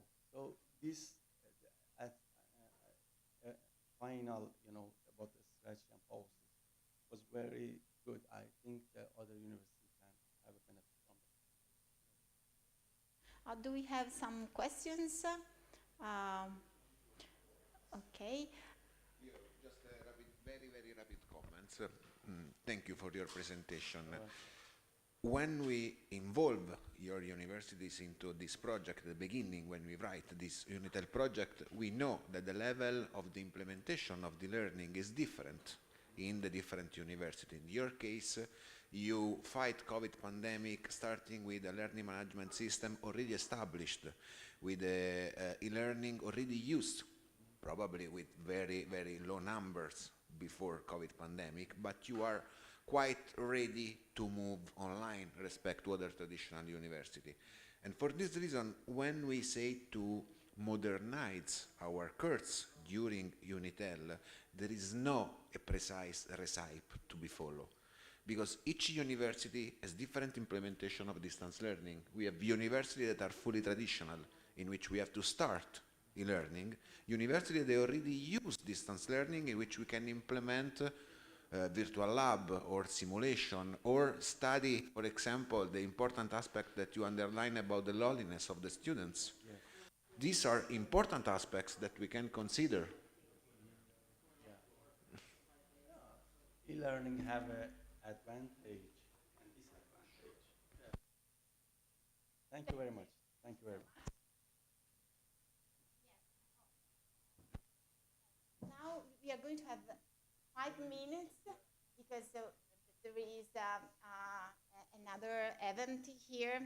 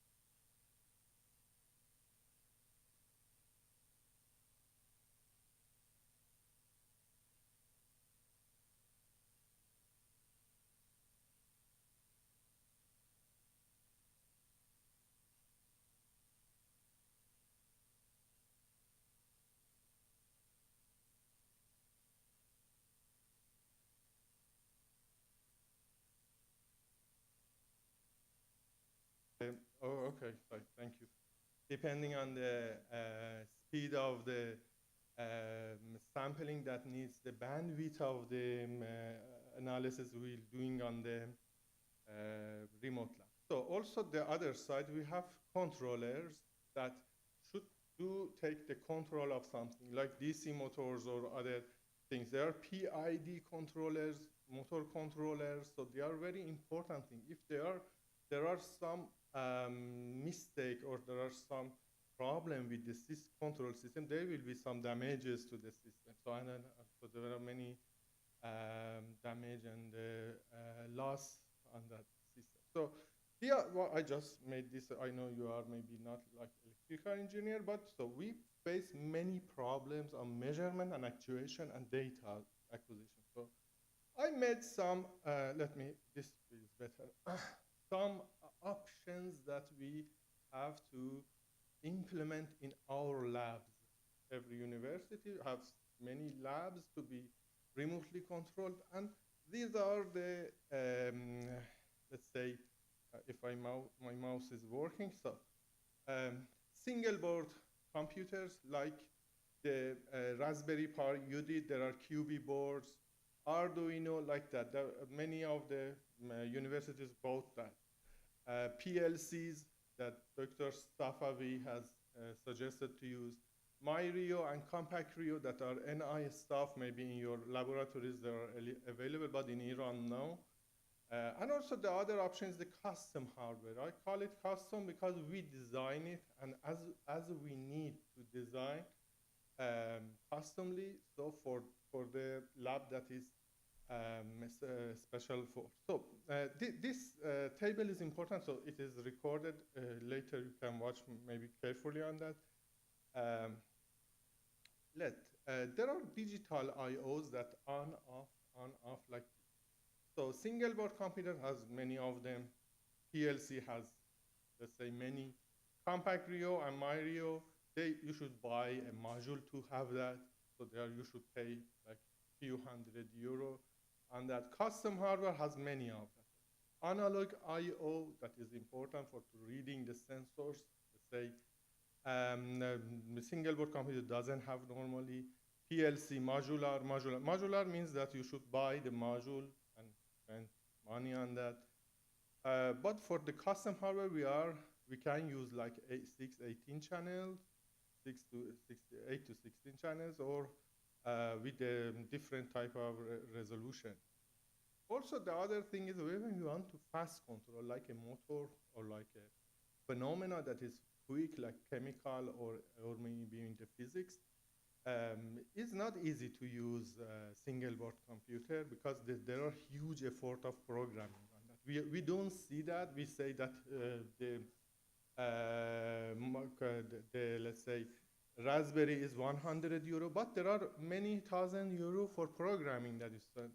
So I want to, in this, let's say, to see this kind of costs. PLC doesn't have, because PLC is not very fast. So MyRio and CompactRio, they have actually the quick control. Also the custom hardware that we design. The other thing is here also is like to connection to computer or the server. There are like options. So you see it's up to us what kind of protocol we put on the hardware. This software is one of the most important parts that directly the user use it to control. So it has a single board computer has many options, as you see here. PLC has little because there are, depending on the developer and the company. CompactRio and MyRio just one, you see LabVIEW, and the custom hardware also has many options. Programming or setup effort, that is very important. That is not shown or we didn't see maybe in our projects. That the single board computer actually has very high effort of programming. Let's say the high money we should put on the programming. But for PLC it's easier. For MyRio and CompactRio is easier because it's LabVIEW. For custom hardware that we can develop and make it free from the user. Actually make the user is not engaged with the programming that much. So it's easier. So the user has low effort to connect to the sensor. This is important. Reliability is actually very low in single board computer because you should develop some boards that I saw in your lab maybe is not very, because one of the wires is dead and then everything goes. PLC is very high, let's say MyRio is very high, and custom hardware could be high because we develop in a very rigid system. So the price, this is the most important part. Single board has low price. But here you see the programming cost has very much. Here the PLC high, MyRio has very high, as you know, but also in Iran it's not easy to use. Custom hardware is medium, it's not that much as low as single board, but not high as even PLC. For Unitel user, this is a conclusion here. Maybe for the priority is low because the high effort. We cannot find somebody to do program everywhere, to make the bugs, everything, every day to do that. So maybe this is not very good for all of them. Let's say, I don't say that you don't use it. So maybe it's better to you see here the analysis, so the comparison. So it's up to us to. Here also the PLC, due to the price and the software and the speed, I put it low, maybe. Compact Rio, due to the price, is very low because the budget of project is not that much enough to buy all the things in from NI. But here I put the custom high due to the price, low effort, and the variability and the software. So and I have suggestion. Let's say, okay, you are not yet tired of my speech, so our data logger or the custom hardware is like this. Is the similar, you see the shape, so it is a 16 channel, simultaneously sampled, is very high resolution, many types of input, USB, LAN, Wi-Fi. Rigid is a aluminum enclosure and the connectors, warranty, 10 years technical support. So this is a data logger made like that. So, and also in the electric, I should go with very fast because we are doing from scratch, from 0 to 100. So make the PCBs like that. So also the board, let's say this is the prototype and test and program and get it ready. So I don't go into the detail.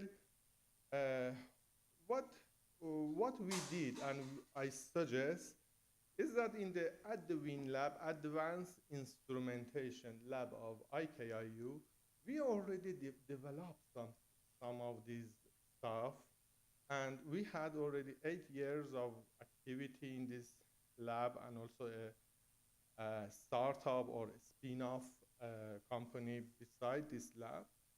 140 projects on measurement, data acquisition, control, like that. Also, there are 50 commercial products to every sensor, let's say we have. And also, there are also new projects coming to us from our old clients. So it means that they are, let's say, they are using it, so they are buying another. So ADWIN lab or Advanced Instrumentation Lab is ready. We actually, from the IKIU, can provide for the universities that are volunteer to provide this kind of sensory stuff and actuator stuff for remote lab. As the project, actually, the equipment budget could be partially spent on this part of this. So even for the IKIU, we are developing the same thing. We are not using PLCs like that because we know the situation. So with the lowest price, we are getting actually the highest performance and outcome from that. So there are 4 types of the systems: data acquisition, and the control system. We are here. You see the specifications to use it as the part of the hardware. So I actually propose this system if any other university likes to use them. So this is also, there are some pictures. There are pictures to see. You see there are many different type of the sensor, accelerometers, like that. Everything we have not everything, but many things that used in the laboratories are already produced in our laboratory. That there are some pictures here. Thank you very much for your attention. Any question? I'm ready. But, okay, thank you.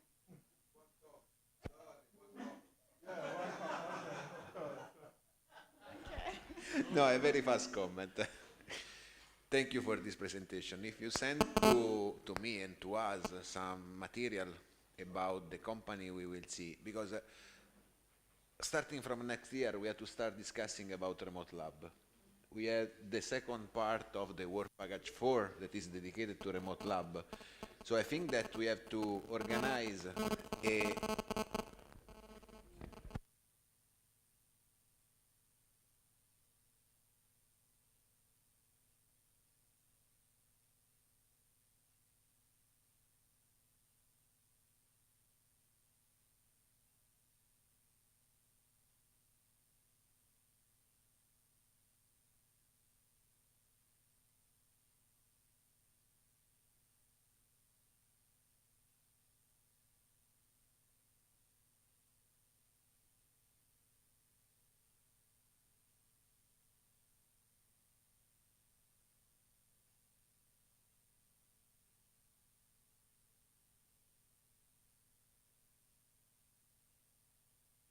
So thank you so much for this great attendance. Absolutely, it was a pleasure. We were honored to meet you face to face and to see how much a beautiful person and very expert professionals you are. So thank you. Thank you so much, and we hope you're going to enjoy the few days here in Rome and a very pleasant flight back to home. Okay, thank you so much.